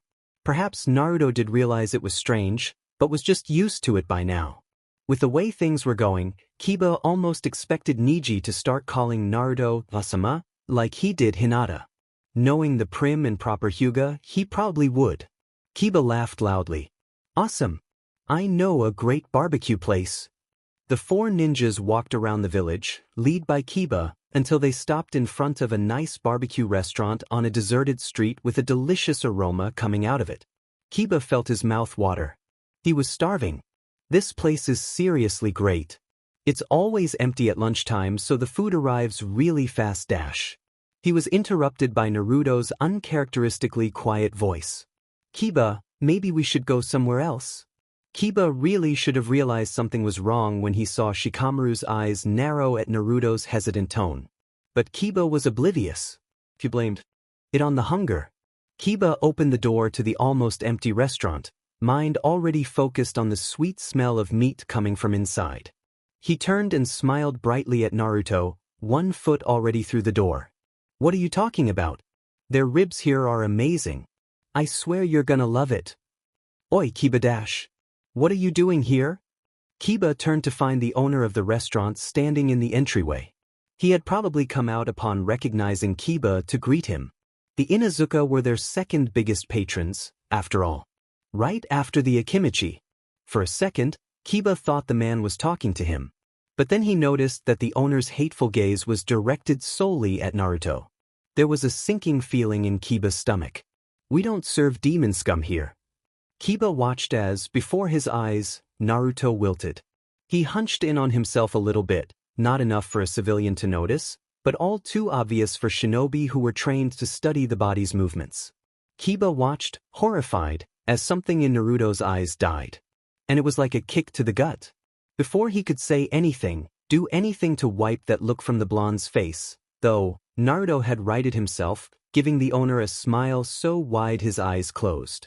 Naruto rubbed the back of his head sheepishly. When he opened his eyes again, they were no longer the bright cerulean of open skies Kiba had come to adore, but a dull blue similar to murky water. This fake happy expression was so realistic Kiba wouldn't have thought anything was wrong had he not seen the sudden shift himself. Kiba clenched his fists as he realized that the expression was so convincing because Naruto had had to do it thousands of times. Had to smile through his pain thousands of times. Kiba grew furious. Sorry, owner-san. I was just on my way dash. Naruto, shut up. Kiba roared. If there was a brief flash of hurt that appeared in Naruto's eyes at the shout, it was quickly eliminated as Kiba continued. You don't have to apologize to this BSTRD. Before Naruto could blink, Kiba rounded on the restaurant owner. And you? What did you just call my friend? This amazing man who has sacrificed so much for the village, sacrificed so much for its ninja, for its civilians, for stupid, ungrateful people like you. You bastards should be honored to even talk to him. The owner seemed genuinely baffled that someone was coming to Naruto's defense. Inuzuka-san, you must be mistaken. It is nothing but a demon that refuses to die. The confusion was soon substituted by misplaced sympathy. Kiba felt like punching the man. I see that it has deceived you. That is the way of a demon. But virtuous ninja like you should not associate with it. Then, in almost a whisper, but still audible to all those around, he sealed his fate. Do not worry, many of us have been taking measures to eliminate it. Soon, you shall be released from its hold. Kiba could barely think. He had been stunned to silence all throughout the owner's speech by the sheer ignorance in his words. That last statement roused him from his shock-induced paralysis, however. This was one of the men that had tried to assassinate Naruto when he was still just a child? Kiba then realized the very much present tense of the owner's last sentence. They were still planning on killing Naruto. Something in Kiba exploded. You lunatic. He gripped the owner's neck and lifted him off the floor. You were one of those that tried to kill Naruto as a kid? When he was 10? When he was 8? When he was 6? Every sentence was punctuated by Kiba smashing the owner into the wall of his own restaurant. Naruto isn't it, he's a person. He bleeds like a person. He feels like a person. He hurts like a person. And he's a person 1,000 times better than you're cowardly but could ever even hope to be. Another smash. Blood leaked out of the owner's mouth. And now he's got friends who will defend him to the death. You touch a hair on his head, we'll kill you. No, we'll mess you up so bad you'll wish you were dead. And then we'll kill you anyway. Smash. If you think you can get away with that kind of shit, then you're even dumber than I thought. Kiba was panting from shouting so much. By the end of Kiba's threats and accompanied smashing, the owner was almost ready to lose consciousness. No, you don't, you little sheet. You don't get to go to sleep right now. You still have to suffer a lot more for what you did. Out of the corner of his eye, Kiba saw Shikamaru make a move. Kiba knew that technically ninjas weren't allowed to attack civilians unless it was in self-defense, but he didn't care. This BSTRD needed to pay. He was sure Tsunade, whom everyone knew viewed Naruto as a grandson, would overlook it just this once. Don't try to stop me, Shikamaru. He deserves to be beat the F up. And who said I was going to stop you, Kiba? Kiba let go of the owner in his surprise. The man crashed to the floor, heaving large gasps of oxygen and trembling all over from the intense killing intent he had been subjected to. He looked pathetic. Kiba ignored him and turned around to look at Shikamaru. The usually slouched Nara was standing up straight, firm, and intimidating. If the posture didn't already indicate the genius aggressiveness, then his eyes eliminated all doubts. In Shikamaru's eyes was a blazing inferno of fury and hatred that spelled death for all who caused it. Next to him, Niji looked ready to commit murder. In his anger, he had subconsciously activated his Byakugan and was looking for the points in the owner's body that would hurt the most once hit. No, neither of us is stopping you. I believe we're going to help you now. Kiba smirked. Shikamaru and Niji took a step towards the owner, bodies prepared to strike, but were stopped by Naruto's voice. Naruto had stayed still throughout the entire altercation, shocked that Kiba would defend him against one of the villagers. No one had shouted at one of them like that before. And now Kiba was ready to beat the villager up, already had beat him up a bit. Even Shikamaru and Niji looked ready to join him. This made Naruto act. Harming a civilian was illegal. He didn't want his friends to get in trouble for his sake. Wait. Guys, you really don't have to. It's okay. This kind of stuff doesn't really bother me anymore. Kiba glared at Naruto for his unconvincing pitch. Well, too bad, Naru. 'Cause it bothers us. Shikamaru and Niji's eyes glinted with hardened determination and cold fury in response. As one, the three shinobi turned back. To the restaurant owner. The owner whimpered. Choji had always been a very sweet boy. He saw the good in people, unless they called him fat, and he had always found that never was there so much good in one person as there was in Uzumaki Naruto. From the very beginning, he had known there was something different about Naruto. Oh, it wasn't the way the villagers treated him or the whispers that followed him or even his, rather impressive, really, affinity for pranks. It wasn't even the way Naruto wasn't afraid to draw attention to himself, shouting loudly and wearing the blinding orange jumpsuit, although Choji did admire that, as his lack of self-confidence would never allow him to be so outgoing. No, it was not any of these things that made Naruto different from everyone else. Instead, it was the way he occasionally lit up a room with a sincere smile that somehow seemed different than his other grins. The way he managed to command everyone's attention even while quietly sleeping in class. The way the class always watched him, consciously or unconsciously, and couldn't seem to tear their eyes away. It was the way his eyes softened and he became much more quiet whenever Choji offered him a chip. It was at these times that Naruto often gave a heart-wrenchingly beautiful yet small smile that Choji thought put all of his other large and toothy ones to shame. There was a raw magnetism to Naruto that Choji couldn't help but admire. He had some sort of aura that simply made people stop and listen. The effect only increased with time. Now, people stopped and followed. Because that's what Naruto did. He led them. Choji did not mean that in the absolutely literal sense with which Niji was doing so, although Niji also followed Naruto in the way Choji was talking about. Choji meant that Naruto showed them the path to follow. He guided them, inspired them, galvanized them into action with awe-inspiring speeches and selfless actions. The fact that he was so powerful certainly didn't hurt. Without truly noticing, the people Naruto interacted with started orbiting around him, as though they were planets and he was their Sunday. Naruto's every emotion affected everyone else. His every decision was noted. His approval was sought after and his disappointment was the stuff of nightmares. No, really. He had seen veteran shinobi puff up in pride after receiving a word of praise from Naruto, in a way they didn't win praised even by their superior. And Choji himself had had nightmares of one day disappointing Naruto. It was often his motive for training so hard. Choji had no doubts that Naruto would be Hokage one day. It'll happen sooner rather than later, he thought. People were already used to deferring to him, even if unconsciously. When faced with a new person, their teammates would often look to Naruto to see what he thought of him or her, using it as a guideline to check if the person should be welcomed or spurned, as was the case with Sai.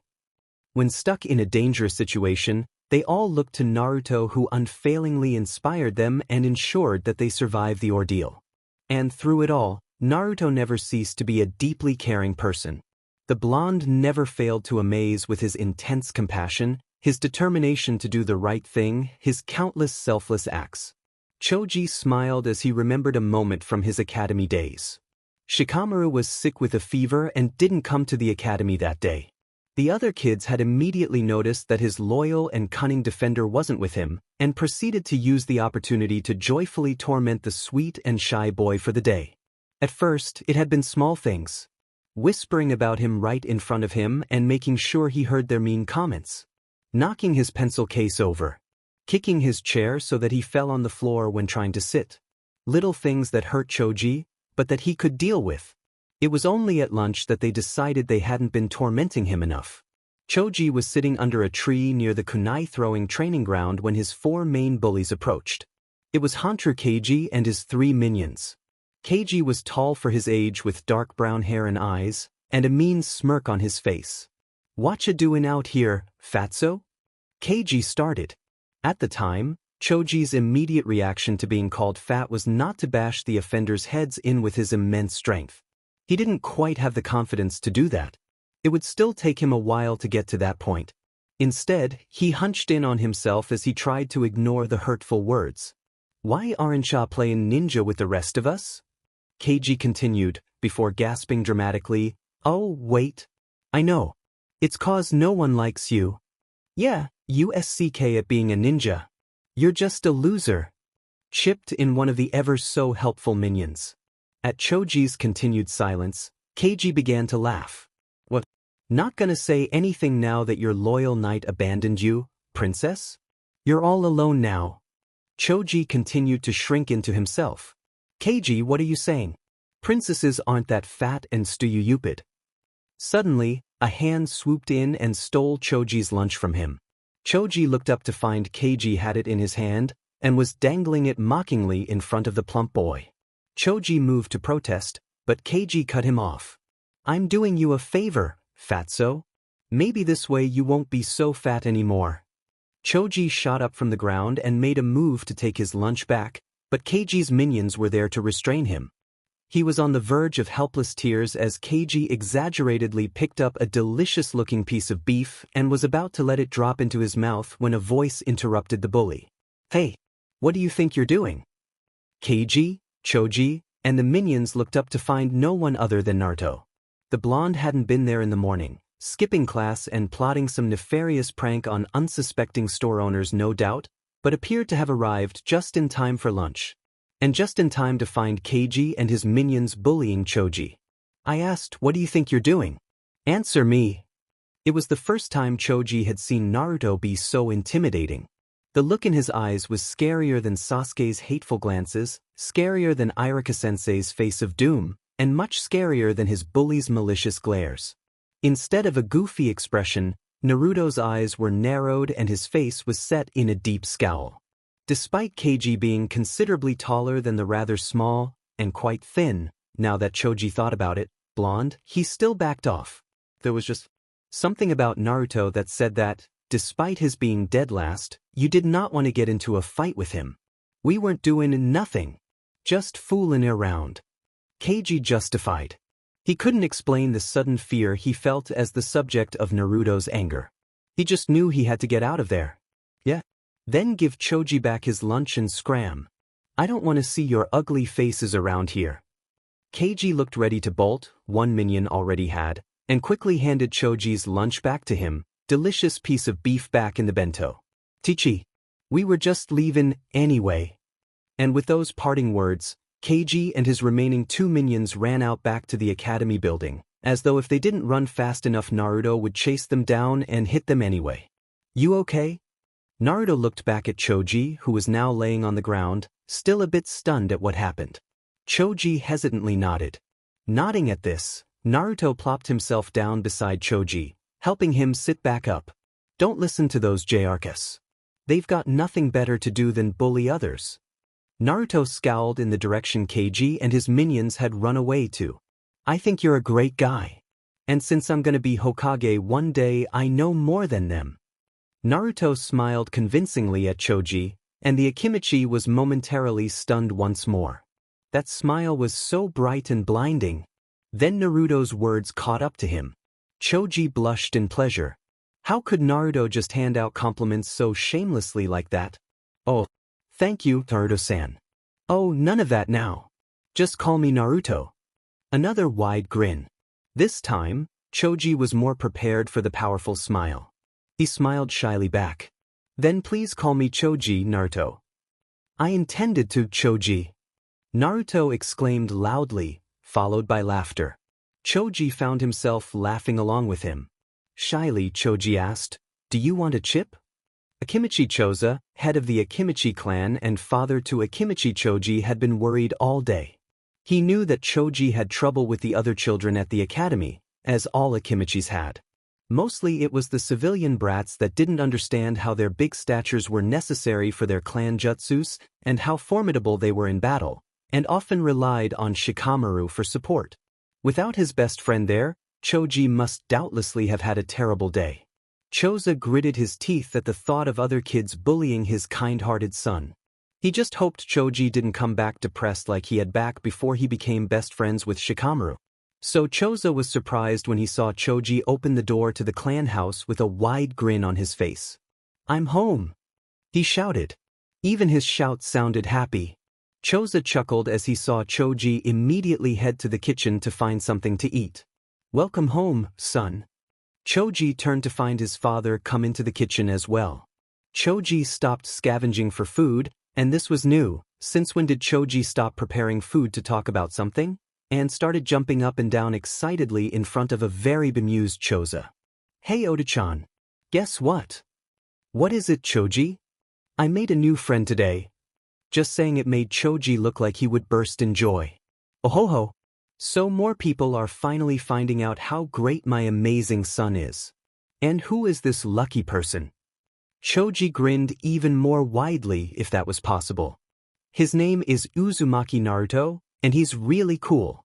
Choji then proceeded to regale his father with the tale of how his new friend sent his 4 bullies running away with just a glare.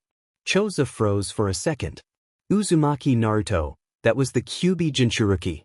He wasn't like those villagers that hated the child, and he had never warned Choji away from him, but that didn't mean that he was perfectly comfortable with his son close to the 9-tailed fox container. He knew about other Jinchurikis, ones where they became sociopaths or just went crazy. Not all of them were like that, of course, but there were still a worrisome few.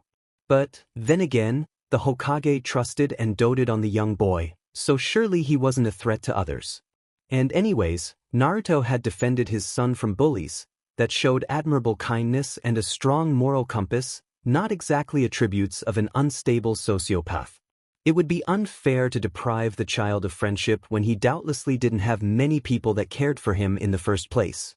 Well, Choji had always been a good judge of character, always seeing the good in others, so Choza supposed he'd just trust his son in this case. Either way, it was too late to separate the two at this point. Choji was very loyal to those he considered his friends, and now that Uzumaki Naruto was one, Choji would never part from him, not even on his father's orders. Choza sighed. "Be good to him, okay, Choji?" Naruto-kun's had a difficult time. Choji should have suspected something was off when his father told him that, but he had been very distracted when the next day Keiji and his minions came to the academy with bright pink and orange hair. They had been laughed at all day long. No matter how hard they tried to wash it, it just wouldn't come off. Naruto had winked at him, and Choji offered him another chip. If Choji hadn't considered Naruto his friend before, then that had certainly cemented it. Naruto had Choji's loyalty for life. After that day, he had simply never thought about his father's comment again. In his mind, there had been no reason to be concerned. Naruto was stronger than anyone he knew, perhaps not so much physically, as he had still been beaten by Sasuke every other day at the time, but mentally and emotionally. Naruto was more powerful than anything, and nothing could bring him down. Nothing could affect him. Naruto was Naruto, and he wasn't beheld to the same rules as the rest of them. Oh, how he had been wrong. Naruto was strong, yes, but he had still been a child. A child with no family, few friends, and a village full of people who hated him. People who wanted to kill him. Who had already tried to kill him. Choji heard a sharp crack. He looked down to discover his hands clutching the wooden table he was sat at, said table now suddenly sporting a large crack down the middle. "Oh, has the table offended you somehow, Choji-san?" Choji looked to find the owner of the barbecue restaurant. He was at smile benevolently at him. He was a short and funny old man with a bald spot almost as large as his white beard was long. He leaned forward over a cane and had trouble walking, but despite that always made sure to greet his customers personally. Choji jumped to apologize. Oh, owner-san. I'm so sorry. I was just thinking something unpleasant and before I knew what was happening, I promised to pay to replace the table. Nonsense, nonsense. The old man smiled. You and your family have done enough for my establishment. Just sit down somewhere else while we replace the table and don't worry about it. Choji smiled back at the old man as he walked with him to another table for two. You seem to be in a good mood, owner-san. The kindly old man chortled in the way that only kindly old people can. Well, my competitor's barbecue shop closed down recently, so my sweet old restaurant is bursting with new customers and profits. Choji remembered this.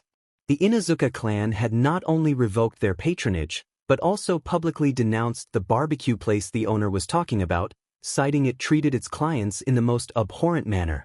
He knew Kiba was the one who had first petitioned to denounce the place, and had apparently succeeded. The Akimichi heir also knew that Kiba's mom, Inuzuka Tsum, had talked to Choji's dad about it, and immediately the Akimichi had sworn that never again would one of them set foot inside the place. And, frankly, once an Akimichi said something like that about a restaurant, there was no other option but to close down. Of course, something was off about all this. The Inuzuka and Akimichi would not so publicly ruin a restaurant this way just because of bad customer service.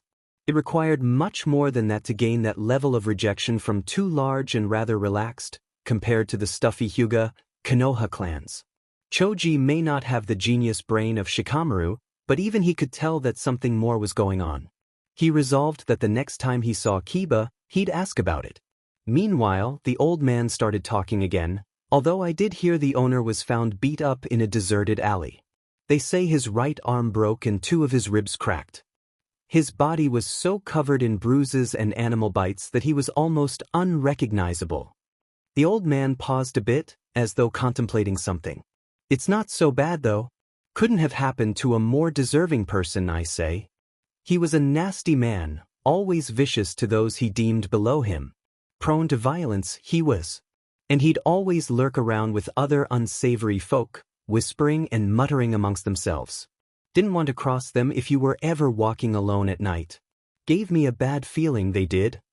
Choji was left thinking about the owner's words as the old man walked away to greet others. He was startled out of his thoughts by the voice of the person he had been waiting for. Sorry for being late, Choji, Shika stopped to talk to me on the way. And there, heading towards him, was the constant subject of his thoughts ever since the night of the revelations. He was looking well, Choji thought. More filled out, as though he had been eating better and somehow a bit more cheerful as well. Perhaps our efforts to show him how much we care are paying off? As he saw Niji was standing guard outside the restaurant door, wait, was he really just going to wait outside the door until Naruto was done eating? Wasn't he going to at least come in and sit down? He could have just sat down with Choji and Naruto. Was Naruto not reacting because he was just used to this kind of subservient behavior? He decided that it was impossible not to get better with such devotion aimed at him. Niji probably made sure the future Hokage slept regularly and ate things other than ramen. Niji really is a good secretary, he couldn't help thinking. Finished admiring Naruto's seemingly improved health, Choji moved to embrace his friend. After their hug, they both sat down at their wooden table. It's no problem, Naruto. What did Shika want to talk about? He asked curiously. It's not often Shikamaru went to the trouble of looking for someone to talk to them. He mostly just talked to whomever he saw that day. Oh, nothing much. Said I should be careful, some villagers might be after my life again. The casual way Naruto said that made Choji freeze. What? He didn't realize he had voiced his thought out loud until Naruto responded to his question. Some villagers might be after my life again. He paused, picking up the menu and leafing through it as he continued to talk distractedly. It's actually kind of weird. I haven't had to deal with assassination attempts from the villagers for 3 years because of the training trip with Ero Sennin, so I guess I'm kinda out of practice. I'll get used to it again soon enough, though. Choji heard another sharp crack of wood breaking, and looked down to find another wooden table had fallen victim to his powerful emotions. Instead of there only being a large gash, however, the whole table cracked in two, the separate ends of the table falling to the floor. Naruto, still holding his menu, watched the table fall apart under Choji's strong grip with wide eyes. "Oh, Choji, you okay?" "Just fine, Naruto." Choji smiled at Naruto, but a glint that promised death and destruction to whomever had said the large Akimichi air off could be seen in his eyes. No one will hurt Naruto. Not again. Not ever. Those who tried would find that the sweet and kind-hearted Choji was not so sweet. Kakashi immediately noticed when the younger generation of shinobi started acting differently. He may act carefree, with his nose constantly burrowed in his Ika, but that did not mean he didn't notice. He had been ANBU captain once, after all, and he was still a paranoid veteran shinobi. He noticed everything. Frankly, it wasn't like they were hiding the shift, really. Anyone with a pair of eyes could see that something was different. And it was all centered around one person. His student, Naruto. He wasn't surprised. It was always Naruto, somehow. Everyone else just seemed to gravitate towards him, like a moth to a flame. But now that gravitation took an even more serious turn. And he had noticed. He noticed how Hyuga Neji always followed Naruto around, 2 steps behind like the ANBU captain would follow the Hokage. He noticed how Yamanaka Ino left flowers at Naruto's door every morning for a month. He noticed how Aburame Shino sometimes followed Naruto up to the Hokage monument, and how he'd simply watch Naruto meditate for hours.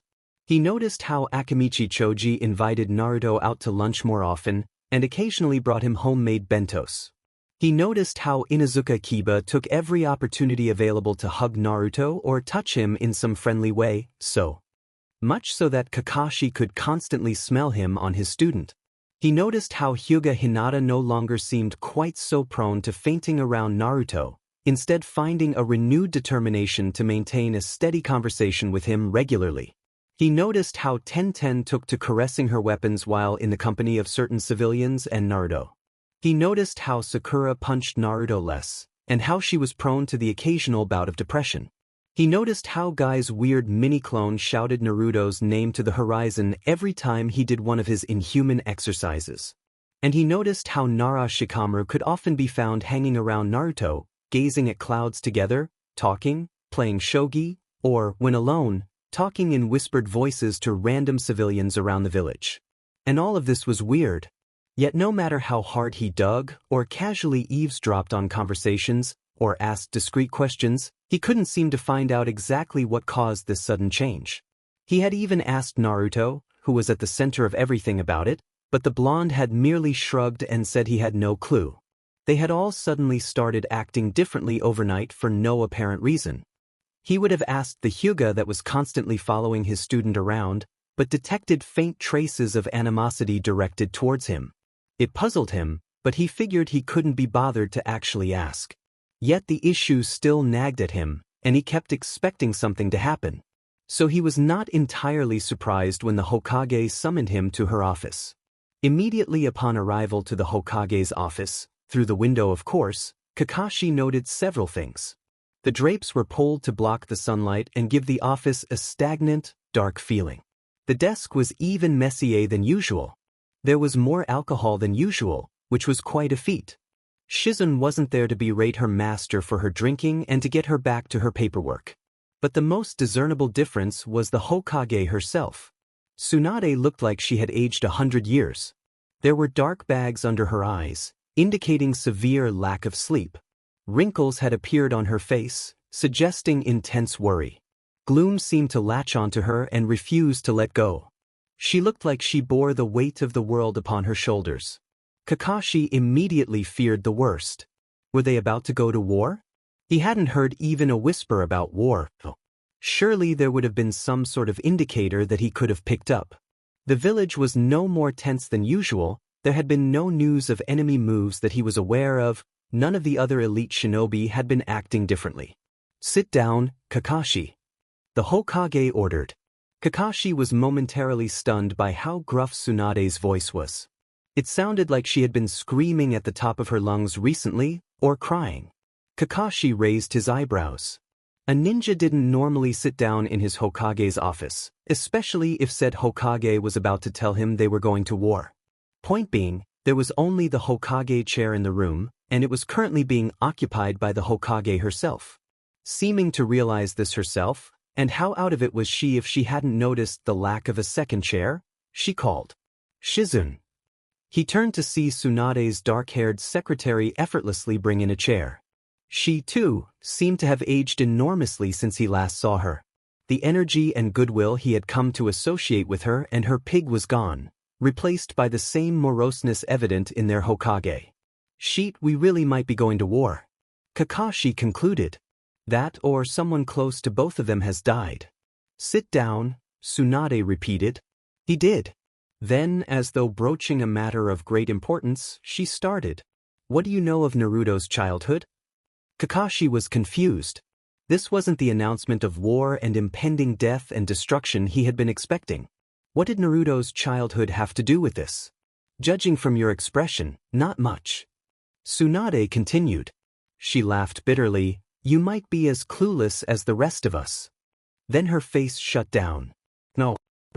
You could not have been as clueless as I was." Kakashi frowned. He didn't understand why Tsunade was asking such things. And he wasn't clueless, he did know a bit.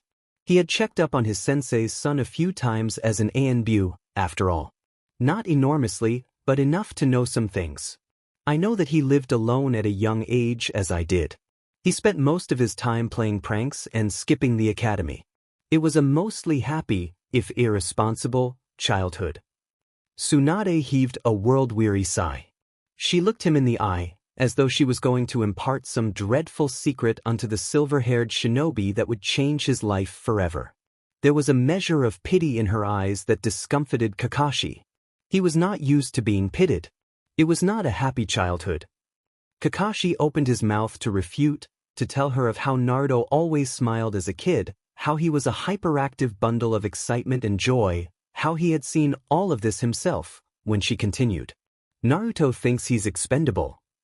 Kakashi didn't understand what she was saying, the words weren't computing. Tsunade didn't give him any time to process the information. "I thought it was a joke at first." A shadow of a smile crossed her face as she seemed to remember something pleasant. "He's always pulling jokes, although even they are usually a bit more tasteful than this."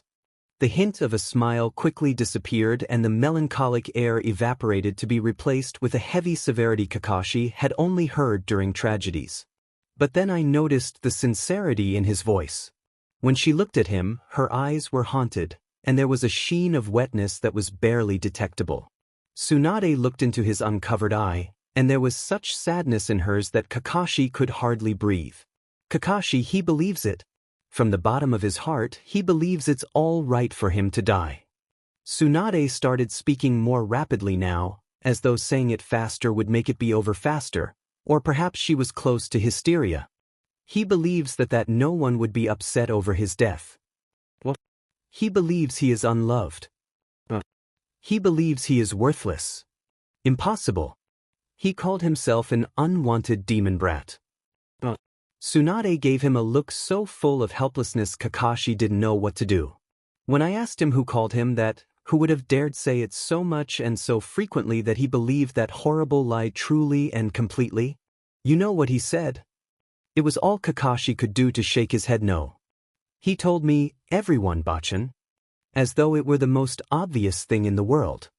Tsunade laughed, and it was perhaps the most painful-sounding thing Kakashi had ever heard. "How can I just punish everyone? How can I even start tackling this when the problem is everyone?" She looked despairing and lost, and very un-Hokage-like. "What can I do?" Even Kakashi, busy that he was, would have ordinarily made an attempt to comfort Tsunade when faced with such a sorrowful expression. But at this time he was too busy dealing with the myriad of emotions coursing through his own mind to deal with someone else's. Just how badly have I wronged Sensei's son? He had always thought that Sasuke was the one who needed help of his 3 students. That Sasuke was the one with fragile emotional connections, the kid obsessed with vengeance, with killing his last remaining family. Kakashi had immediately assumed that that was what the problem he'd have to deal with would be. That's what he'd have to focus on. And look where focusing on Sasuke had gotten him. The Avenger had gone and become a missing nin working with Orochimaru, a known enemy of the village. He had attacked one of Kakashi's students, Naruto. Of course, it was always Naruto, with the technique that Kakashi himself had taught him. In comparison, Naruto had always been so cheerful. He'd be kicked down, but then he'd get right back up again. He'd be cut, but then he'd just wipe the blood off with a dirty sleeve and proclaim he didn't even feel it. He'd be beat up, only to give a blinding, idiotic, Kakashi had thought at the time, smile and declare to all the world that he'd be Hokage. Naruto possessed a sort of unshakable confidence that made everyone around him believe that he'd be okay. A little hurt, but okay. Nothing could stop Naruto. He was a force of nature. Kakashi had also bought into this for some reason. He failed to see these deep psychological issues that were present in his student. To call himself expendable, to think himself worthless, to refer to himself as a demon brat. These were not the sorts of concepts that spontaneously appeared in a day. These deep-seated, twisted, sick beliefs were the product of continuous exposure, of accumulation, of not days, not months, but years of psychological and emotional damage. And Sharingan no Kakashi had detected none of it. He had seen Naruto smile and laugh obnoxiously, and he assumed all he had to worry about with the blonde was getting him to stop being so loud. Kakashi had been fooled. An ex-Senbyu fooled by the act of a genin brat. And that kind of skill didn't arise spontaneously either. He needed to know how Naruto learned to cover his pain with a mask of a smile, and why. Why did Naruto learn this? What twisted his perception of his own self-worth in that manner? What Kakashi's voice sounded weak and vulnerable to his ears, completely unsuitable for a shinobi. He stopped, taking a deep breath to compose himself before starting again. What makes him think these things? If possible, Tsunade seemed to deflate even more. Oh, Kakashi! And again she shot him a sorrowful look that left him dumbfounded. And scared. Scared in a manner he hadn't been in years. Scared of what he might learn about Naruto's past. Of what else he might discover that he had completely missed. Tsunade closed her eyes as she recounted what Naruto had told her on that revolutionary day. He was neglected, Kakashi. He was kicked out of the orphanage when he was 4, and has been living alone ever since. His neighbors, once they saw who it was, moved out, so he was left in an abandoned building in the middle of the Red District all by himself. He has never experienced the love of a family. The civilians did not stop at only ignoring him, however. The merchants charged him 3 times the normal price for food and clothes, so he was deprived of stable nutrition and proper supplies. It is doubtlessly why he eats so much ramen. It is cheap, and one of the only foods he can get from people who do not hate him. Most of the other civilians insulted him, told him he was worthless, expendable, nothing but a demon brat so much that he now believes it.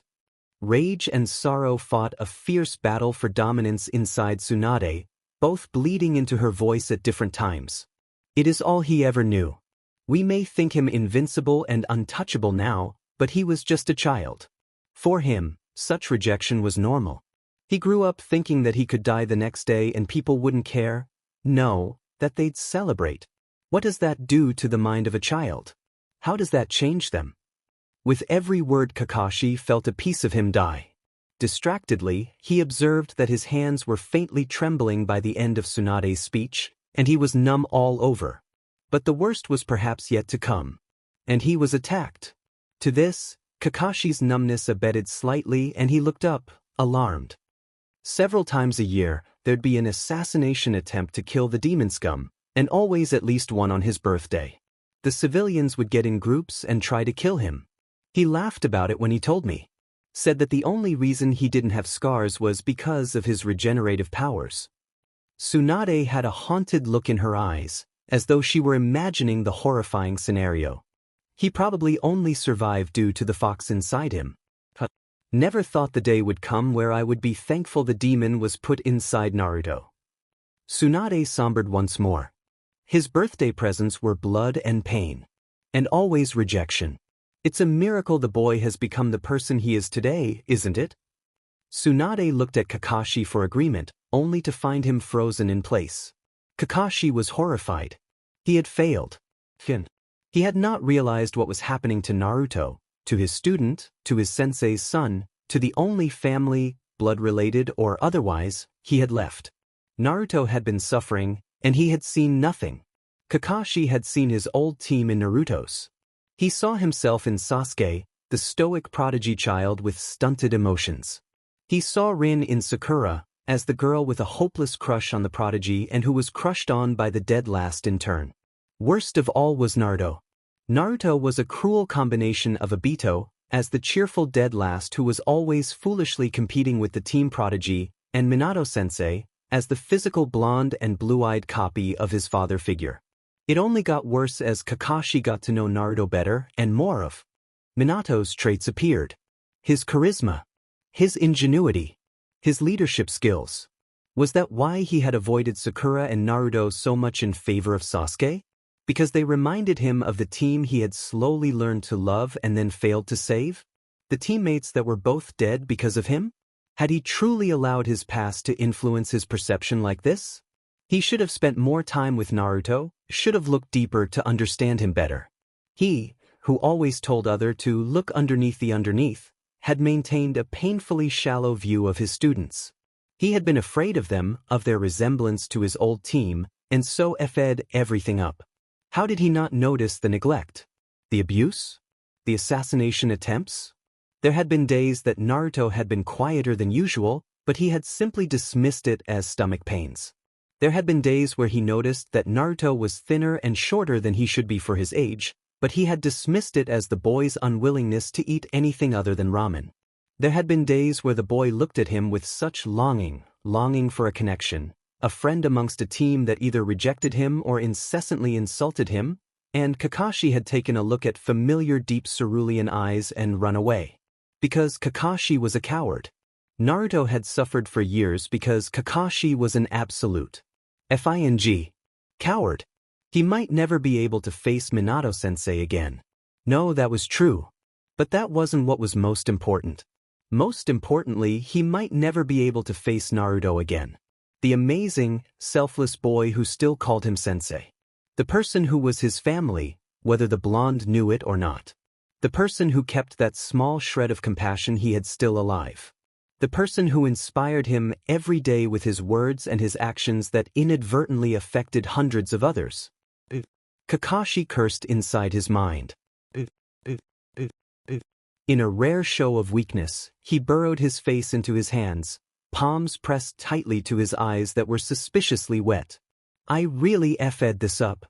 Tsunade snorted at his obvious stress. He glared at her in answer. Here you go, she said, pouring a generous amount of sake in a cup. Drink up, Kakashi. Kakashi did. I'm going to apologize to him. This was said with such determination, such strength that Tsunade could only stare for a second. He probably won't understand what you're apologizing for. I don't care. Kakashi was resolute.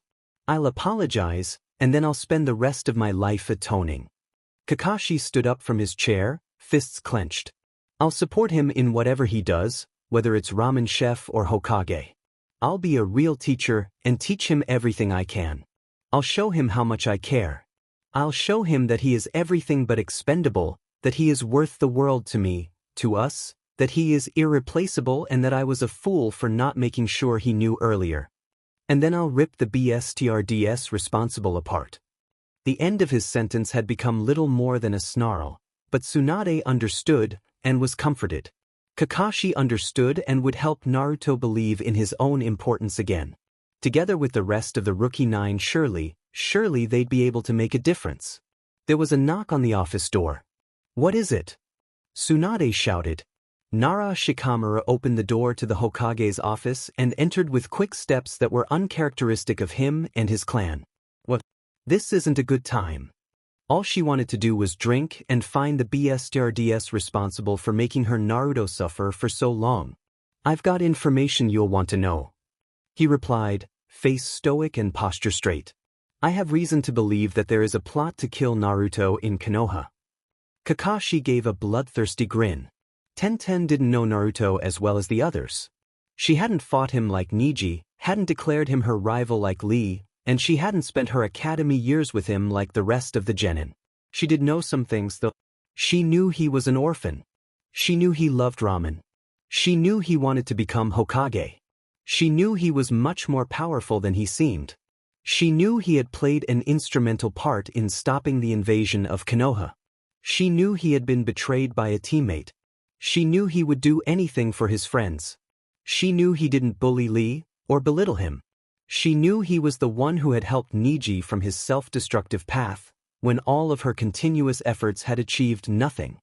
Beyond that, even from her brief interactions with him, she knew he was something special. At the very least, she hoped he was something special.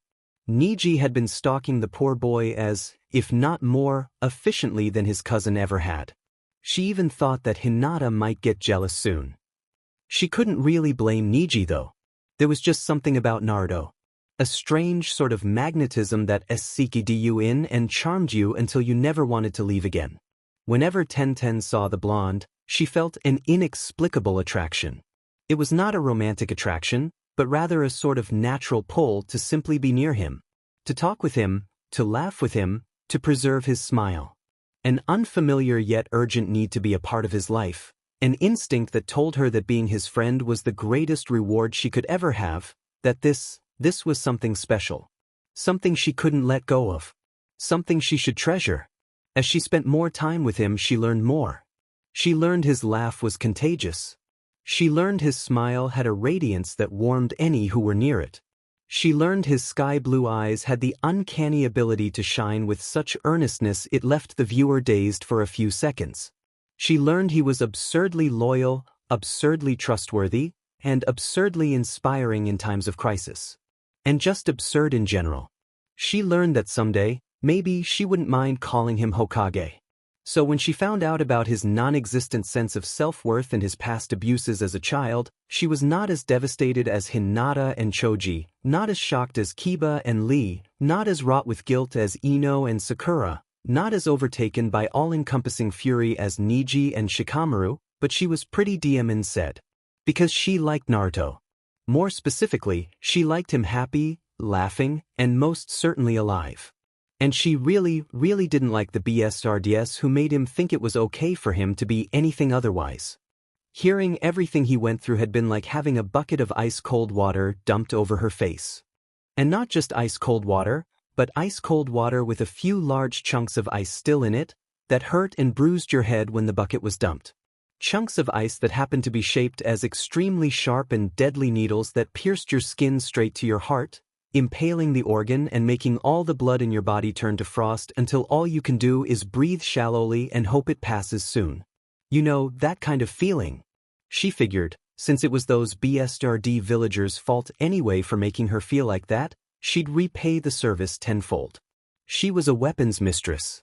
She had plenty of ideas for them. As Tenten walked through the village, the civilians around her took a wary step back, afraid of the near-maniacal grin on the young girl's face that promised all sorts of painful occurrences. She was chuckling in what most would describe as a decidedly evil manner, absently fiddling with a kunai in her hand. It was a shock to most to see the normally fairly composed kunoichi behaving in this manner. They had learned to expect strangeness from her teammates, and had figured she was the normal one of the set. It appeared they were wrong. Suddenly, as though it had never been, Tenten's expression changed from gleefully murderous to earnestly happy and innocent. Her face lit up and she seemed to be radiating excitement, as though she had been pleasantly surprised by the sight of a rarely seen friend.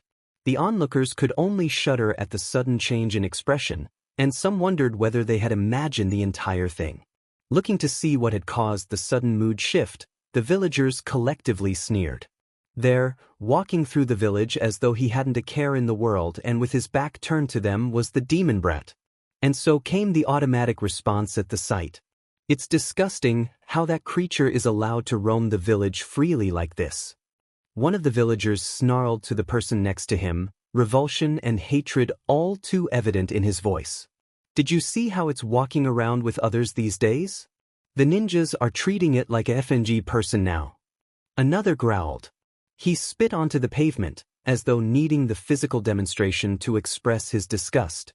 The Hokage should lock it up before it decides to murder everyone again. An old woman said sagely, as though imparting some great wisdom. Lock it up? That thing doesn't deserve to live. The Hokage should just hurry up and kill it. We know it's just a matter of time anyway. You think people haven't tried? Another looked indignant. It just won't even die. It uses its demonic powers to heal anything. Another of the nearby villagers opened his mouth to further comment, but was quickly stopped when a vicious kunai embedded itself in the concrete wall behind him. A moment passed and he felt a sting on his cheek, where a red line appeared, a single drop of blood trickling down to his chin. Paralyzed and afraid, it was all he could do to notice that a variety of other weapons had suddenly appeared entrenched in the walls near the other civilians he was talking with, all of them with shallow cuts on their cheeks where the weapons must have made contact. Slowly, apprehensively, they turned to the kunoichi they had been observing earlier, eyes wide and uncomprehending, not understanding why she would suddenly attack them. Tenten felt sick. Hearing these fing idiots talk about Naruto like that, like he wasn't even a person. Naruto who was everything that was so loyal, so wonderful, so strong, who would give his life to protect these very same shitai unforgiving piece of shit. How dare they? How dare they speak of him like that? Had they always done that? Did they do that where Naruto could listen? Did Naruto have to put up with all of this FNG sheet every FNG day? Tenten felt something inside her snap. She was usually a fairly tolerant person, having to put up with the shenanigans of her team who was nothing if not eccentric on a daily basis, but this was too much. Way too much. No one talked about Naruto like that. She turned to Naruto, making sure that his back was still turned to her and the villagers and that he hadn't seen or heard anything. They're lucky, Tenten thought. They're so lucky. If Naruto had heard them, then their day would have become much, much worse. As it was, though, they wouldn't be escaping unscathed. Ever so slowly, like a lion approaching its prey, she stalked towards the still paralyzed civilians. With a snarl, the weapons mistress hissed, "You all disgust me." The civilians looked affronted, but too terrified to say anything. "You are nothing more than cockroaches. Filthy, pathetic, crawling around self-importantly as though you know everything when really it's you who should be locked in cages, where no one can be affected by your bitter venom.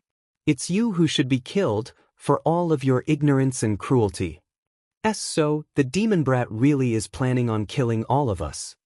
He's convincing you that we should all die." Tenten couldn't hold it in. She laughed. It wasn't a laugh of joy, however, it was harsh and almost painful. The civilians winced when they heard it. "Naruto? Want to kill you?" Tenten laughed again. "You aren't worthy of even feeling his foot on your face." The villagers stood still, this time paralyzed not by fear, but by the sheer revulsion in the kunoichi's tone. "You mean nothing. You are nothing." She had to take a moment to compose herself, lest she do something she regrets. "You see that man over there?" She pointed at the still oblivious blonde who was talking to Niji. He means everything. He is loved so fiercely that people will lay down their lives for him. He is the inspiration. He is what we fight for, whom we follow to battle without questions, whom we know will always support us. There will be tales of his heroic deeds decades, no, centuries from now. He will be worshipped, and still it will not be completely what he deserves. Because he is beyond us all. She was trembling now, fists clenched and hair fraying out of her usually neat buns. Her face was flushed and her eyes were wild. The villagers had never been so afraid. Tenten shot them a piercing glare, and you worms won't be worthy enough to grovel at his feet. And before she could enact scenes of mass violence and torture, she gave a roughly ordered, "Leave." The rest of the street had already been vacated, the villagers knowing not be stay around when a ninja was so visibly incensed. That this was one that had previously been considered one of the most calm and normal ninjas out there only added to their fear. Tenten turned to see if Naruto was still there, only to find him and Niji gone. She figured her teammate must have seen the situation and guessed what was happening before quickly and efficiently leading Naruto away from it. Naruto shouldn't have to deal with scum like this. Even if they couldn't erase his past, much as they desperately like to, they could do this. They could take care of these idiots so that he didn't have to waste his time on them. So that he didn't even have to see them. This they could do. And it felt good. Tenten turned back to look at her prey. At the 6 previously maliciously gossiping villagers' still terrified and uncomprehending stares, she repeated, "Leave. Now." As though something had finally clicked, the villagers rushed away from her in a mad scramble, hurrying to get as far away as possible from the murderous kunoichi with the mad gaze and trigger-happy fingers. As the last one tried to run off with the others, he felt a blinding pain in his foot. Hesitantly, as though afraid of what he might find, he looked down at the throbbing appendage. There, embedding his foot to the street floor, was a kunai. The villager was about to let out a guttural cry, but was silenced by hand on his mouth and the skilled application of a jiji. Trembling and with eyes so wide they looked like they would fall out of their sockets, he turned to the owner of the calloused yet feminine hand. Ten comforted almost affectionately. She could have been a mother soothing a child after a nightmare. "You're going to come with me now." The villager attempted to say something, but couldn't form any words due to the jiji in his mouth. All he could do was shake his head rapidly, quick, jerky motions that he kept repeating over and over. Ten grabbed his chin to stop him and made him look her in the eyes. His were wide and terrified, a frantic gleam to them. Still with a soft voice, the kunoichi continued, "Oh, but yes. You see, you said some pretty interesting things earlier. I don't know if you remember." She went to brush his hair out of his eyes before pulling it sharply, earning a whimper, something about trying to kill Naruto before and failing. The villager started crying silently, big, fat tears leaking out of his eyes. He gave more mumbled responses and she thought he was saying please, but she couldn't be sure. She didn't much care. The villager looked around desperately, searching for someone to help, but found only an empty street. "I know some people who would be very interested in what you have to say." Gently, Ten placed a delicate foot on top of the kunai still embedded in the villager's bleeding foot, earning another whimper and making his eyes dilate. "To be honest, I didn't have to do all this to take you with me." She applied more pressure to the kunai, twisting it and making even more blood soak the floor. "But I really wanted to." With a last, vicious smile, Ten bent down and sharply pulled the kunai out of the villager's foot, eliciting another pained cry from him. Faster than the eye could see, she picked him up and they vanished. It was a beautiful day, and Ino couldn't resist stepping out of the flower shop and basking in the sun. Quickly turning the closed sign of the shop, she took off her worn yellow apron and stepped outside.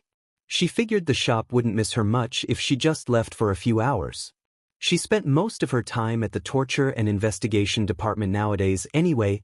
Managing the shop was a hobby more than anything else. The moment Ino was out, she closed her eyes and took a deep breath of the fresh air. What a wonderful day. She hadn't felt this good in a while. The violent storm of negative emotions caused by Naruto's big inadvertent reveal some 3 months ago had made her and the rest of the rookies a bit depressed being a euphemism for a heart-wrenching mixture of guilt, fury, horror, and intense sorrow. "But there's no way to be sad today," Ino smiled. "Staying inside would be a crime when it's so nice out." The birds were singing, the wind whistling, the sun shining on its joyful recipients. It's like a permanent Naruto smile, she thought. Ino couldn't help but feel good. Still smiling to herself, Ino opened her eyes. Her smile got even wider. "Looks like today is my lucky day." A head of sunshine blonde hair could be seen in the distance. "Naruto," she called, both hands cupping her mouth to make the shout louder. An orange-clad ninja dutifully turned to her in response. Either her joy was contagious, much as his normally was, or he was also in a good mood, because he gave a wide grin, his sky-blue eyes lighting up when he saw her. "Inuchun." Ino giggled. Today was a beautiful day and she couldn't think of anyone she'd rather spend it with. Naruto is a lot like this day, she felt. Sunny, carefree, and with a laugh-inducing ability to warm you to your toes. She was sure the others would be jealous she got to spend such a nice day with Naruto, and chuckled evilly thinking of ways she'd rub it in their faces. Although maybe she wouldn't rub it in Hinata's face too much, she wasn't completely sadistic despite her time in Tandai. Ever since that day, each of the rookies had taken care to spend more time with Naruto, and they had, to their surprise, unanimously agreed that it was something they'd never get tired of doing. None of them had quite realized how wonderful just spending time with Naruto would be. She had never met someone who could be both energizing and calming like him. He was there to have fun with you if you wanted to, but he could also just silently sit with you in peaceful tranquility. She had seen both Naruto and Shikamaru cloud gaze and play shogi together for extended PRDS of time. She hadn't thought Naruto was capable of being silent for hours on end, but he was. He also had the unique skill of being able to offer you the exact support you needed at the moment. The blonde always seemed to sense exactly what the other person needed, which she was often frustrated by. It was supposed to be them that finally took care of him and were what he needed, not the other way around, and Ino always spent as much time as she could with him. What initially had started as almost a duty to make sure he knew he was cared for quickly became one of her favorite pastimes. It's a beautiful day, isn't it? Ino looked up at eyes that matched the sky and hair that matched the sun. Along with the power of raging typhoons and the steady will of great mountains, was it any wonder that people kept comparing him to a force of nature? Absolutely wonderful, she agreed. They started walking together at a leisurely pace. They basked in the sun together in comfortable silence before Naruto asked, "So how is business at the flower shop?" The usual. I haven't actually been spending much time there recently because of the Tandai department. My cousin's the one who manages the shop now." Do you mean little Inoka-chan?" "Yup." "Yeah, Inoka-chan, huh? They grow up so fast." Ino chuckled in response. Naruto had met Inoka a few years ago when he found her alone in a park, crying. The flustered blonde had comforted the young girl, apparently some boys had called her names, and walked her back home. The next day, the boys mysteriously arrived at school in varying shades of pink, lavender, and orange. Ever since, Inoka had worshipped the ground her Nyan walked on, much to the initial jealousy of Konohamaru. "You sound like an old man, Naruto." "Yeah." Naruto was comically affronted at the accusation. "No. I spent too much time with Ero-sennin and Oba-san. I caught their oldness." "Oldness isn't a disease, Naruto." Naruto ignored her and lamented dramatically some more before a thought seemed to occur to him. "Naruto-chan," he started, "you know a lot about flowers, right?" "Of course. I do help run a flower shop, you know." Right. Naruto laughed. "You know anyone who bought a bunch of bouquets of flowers and stuff about 2 months ago? Like, a bouquet every day for a month." Cerulean orbs turned to her earnestly. Ino froze. There was no way she was admitting that she was the one who left him flowers every day. That was too embarrassing. "Yeah? Oh, I wouldn't know anything about that." Then, why was she blushing? Of course, Naruto was oblivious to all things that pertained to him. His shoulders sagged a bit in disappointment. "Oh, that's too bad." What about you?" Ino really wasn't used to being so flustered. What was wrong with her? That gaze was entirely too intense. It wasn't fair. "How is training going?" Naruto immediately perked up. "It's going great. I've been training with Niji and Shikamaru a lot." Wait, Shikamaru was doing extra training? Of his own free will? What kind of superpowers did Naruto have? "And Kakushi-sensei has been teaching me a lot of really cool new techniques recently too," Naruto beamed at her. Ino thought she might go blind because of its brilliance. She should remember to always bring sunglasses when she was with him. "Just you wait, Nitin. I'll be Hokage in no time." Ino smiled. It was nice to know some things never changed. The conversation continued in much the same fashion as they spent their time pleasantly walking around the village. Naruto was so charismatic and energetic that Ino found all of her attention focused on him. Later, she'd blame Naruto's unique ability to command all of people's attention for the fact that she didn't notice anything at first. It was only an hour into their walk around the village that she began to realize there was something curious. The first incident was very discreet. "It's a beautiful day and all, but you've got to say, it's pretty damn hot." Naruto's tan face had a thin veneer of sweat to it. Ino was about to agree. Despite her lighter and more airy attire, even she was feeling the heat, when a refreshing breeze came from behind them. "Ah, that's much better." Naruto seemed to sigh in relief as the wind ruffled his hair. What a coincidence, Ino thought. Just when we were complaining about the heat too. She would have dismissed it as just that, but then realized that there was a tall wall behind them. If there was to be any wind at all, it would have come from their right or left, where there was a wind passage. She might have given it some thought, but then Naruto distracted her as he started to elaborate on his training with Kakashi. The second incident was much like the first. And then I gave the naked lady the cake and ran out of there. So the rabbit had no idea it was me. No way. Really? I swear it was a 10-foot rabbit too. From toe to tip of his ear, all covered in orange. He was furious, Databeo. I don't believe you. But it's true. Ask Ero Sennin. Ino was laughing so hard she felt her legs might give out. In between gasps, she barely managed to speak. Why need to write down the place? I won't believe it till I see the neon sign.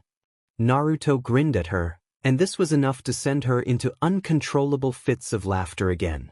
She doubled over, closing her eyes to stop the tears of laughter and clenching her stomach. This was better training for her abs than a Suma-sensei's workout. Talk to any of the locals, they'll back me up.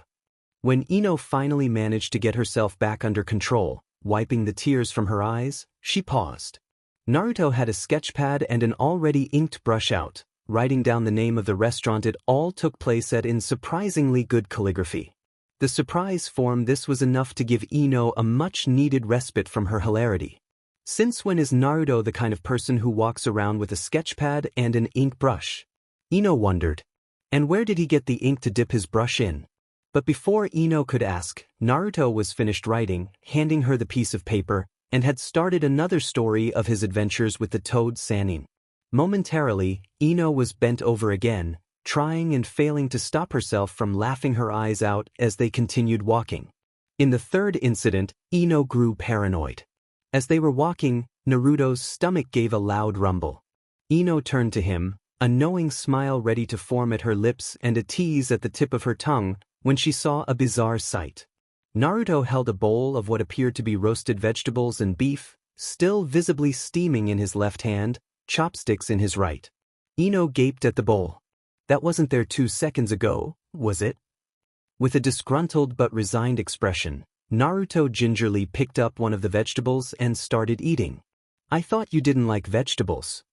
Greater than the mystery of how the bowl appeared was the mystery of why Naruto was willingly eating vegetables. Naruto grimaced. I like some vegetables, he argued petulantly, just not most of them. He sighed, as though having said this 1,000 times before, his voice turning monotone. But fruits and vegetables are instrumental to my health, and I must eat them regardless of my personal preferences. Ino frowned. He sounded like he was quoting somebody. A rather formal somebody if the large words were any indication. Maybe Iruka-sensei? Naruto hadn't stopped walking while eating and talking, and Ino distractedly followed. She knew they hadn't stopped anywhere for food, and she didn't spot any storage scrolls on him. Delicious bowls of steaming hot vegetables and beef didn't appear out of thin air. Where on earth had he gotten that bowl? And where could she get one? That looked delicious. In true Naruto speed, the blonde finished his bowl of vegetables and beef in the next few seconds. Ino would have been impressed if she wasn't already on a team with an Akimichi. Oi, Naruto, where did you get dash? She stopped. Naruto, still walking, had stretched his right arm, right hand holding the now empty bowl, as though waiting for something. What the hell? Before Ino could even stop to think of possible reasons for this bizarre action, a cup of steaming hot ramen replaced the bowl in Naruto's hand. It was like magic. Naruto was weirdly holding an empty bowl, then, blink. The bowl is gone and in its place is a cup of ramen noodles. Completely baffled, and wondering if there had been something extra in her coffee this morning, Ino frantically looked around. She caught Niji, 2 steps behind Naruto as was custom. She hadn't even realized he was following them. She got too used to feeling his chakra signature with Naruto's, so she immediately dismissed it, sealing something back into a scroll. Had he just dash? No way. Must have been a trick of the mind. There was no way Niji had kept an already prepared and hot cup of ramen, and not even instant. This looked like high-quality ramen, sealed in a scroll only for Naruto. And for Naruto to have simple needed to gesture, without even looking at the Hyuga, spoke that this had to have happened several times. Niji didn't even like ramen. Breathe Ino. It's the stress from the Tandai department and the general situation with Naruto. There is no way that Niji is Naruto's super secretary. Yet, once Naruto was done with his ramen, he simply stretched his arm again, holding the bowl of ramen. Ino paid acute attention this time, making a concentrated effort not to blink, and saw the flash of Niji's movements. The super secretary had quickly taken the ramen bowl and sealed it into a scroll once again, presumably to be disposed of later. With wide eyes, she looked back at Naruto, who was behaving as though nothing had occurred. This isn't normal. How is Naruto not even reacting to this? It's you, Ino accused, pointing a finger at the Hyuga. You're the one who has been doing all these things all day. Niji shot her an unimpressed look. The wind that couldn't have come from anywhere, the paper and the ink brush, the missing ink, the bowl of vegetables, that was all you. Niji gave her a look that practically screamed, astute observation, Yamanka. What else can you enlighten us with today? Ino couldn't believe this. Niji was acting like you're his secretary. Despite all evidence to the contrary, Ino had expected Niji to deny it. She had expected some sort of snide remark about how Hyugas were secretaries to no one, and Niji was insulted she'd even insinuate such a thing, much less actually verbalize it. Not. Is Niji blushing? Had she not been looking so intently and trained to find these things, she would have missed the small smile and the light pink that dusted his cheeks. Why was Niji blushing? And looking mighty pleased at being called a secretary. Ino knew her jaw had dropped and her mouth was open in a rather unflattering way, but she couldn't help herself. All of this was so weird. Her confidence in her skills at judging other people's personalities was dwindling by the day. Everything about Hyuga Niji said that he was a proud, dutiful shinobi who would bow to no one. And yet here he was blushing and holding back a shy smile when being accused of being Naruto's secretary. She needed some time. She needed to re-evaluate her life. Oi, Ino, you okay? A concerned Naruto asked. How are you not dash? The usually very communicative Kunoichi struggled for words, not reacting to all this. She ended her question with wide eyes and even wider hand gestures, as though trying to physically compensate for her sudden inability to express herself through words. Reacting to what? And there was genuine confusion in his eyes, the obtuse BSUD, even though Niji was literally standing 2 steps behind him. Ino gaped at him a little longer, making a series of unflattering confused grunts that sounded more animal than human, before finally, damn it, how are you not reacting to all that? Triumphantly, Ino pointed an accusing finger at Niji. There, she thought, that was pretty clear. He has to understand now and I'll finally get an answer. Naruto looked behind him in the direction that Ino was pointing at. The bakery? Ino was shocked. What bakery? But when she turned to look she saw that indeed, behind Niji stood Yamada-ne-chan's prized bakery, in sharp golden letters over a pink headboard, with a best bread in Konoha sign right under. They do advertise the best bread. Aiwa. Ino felt like pulling her hair out. No, Naruto. Niji. The proud Hyuga with the I will bout no one attitude.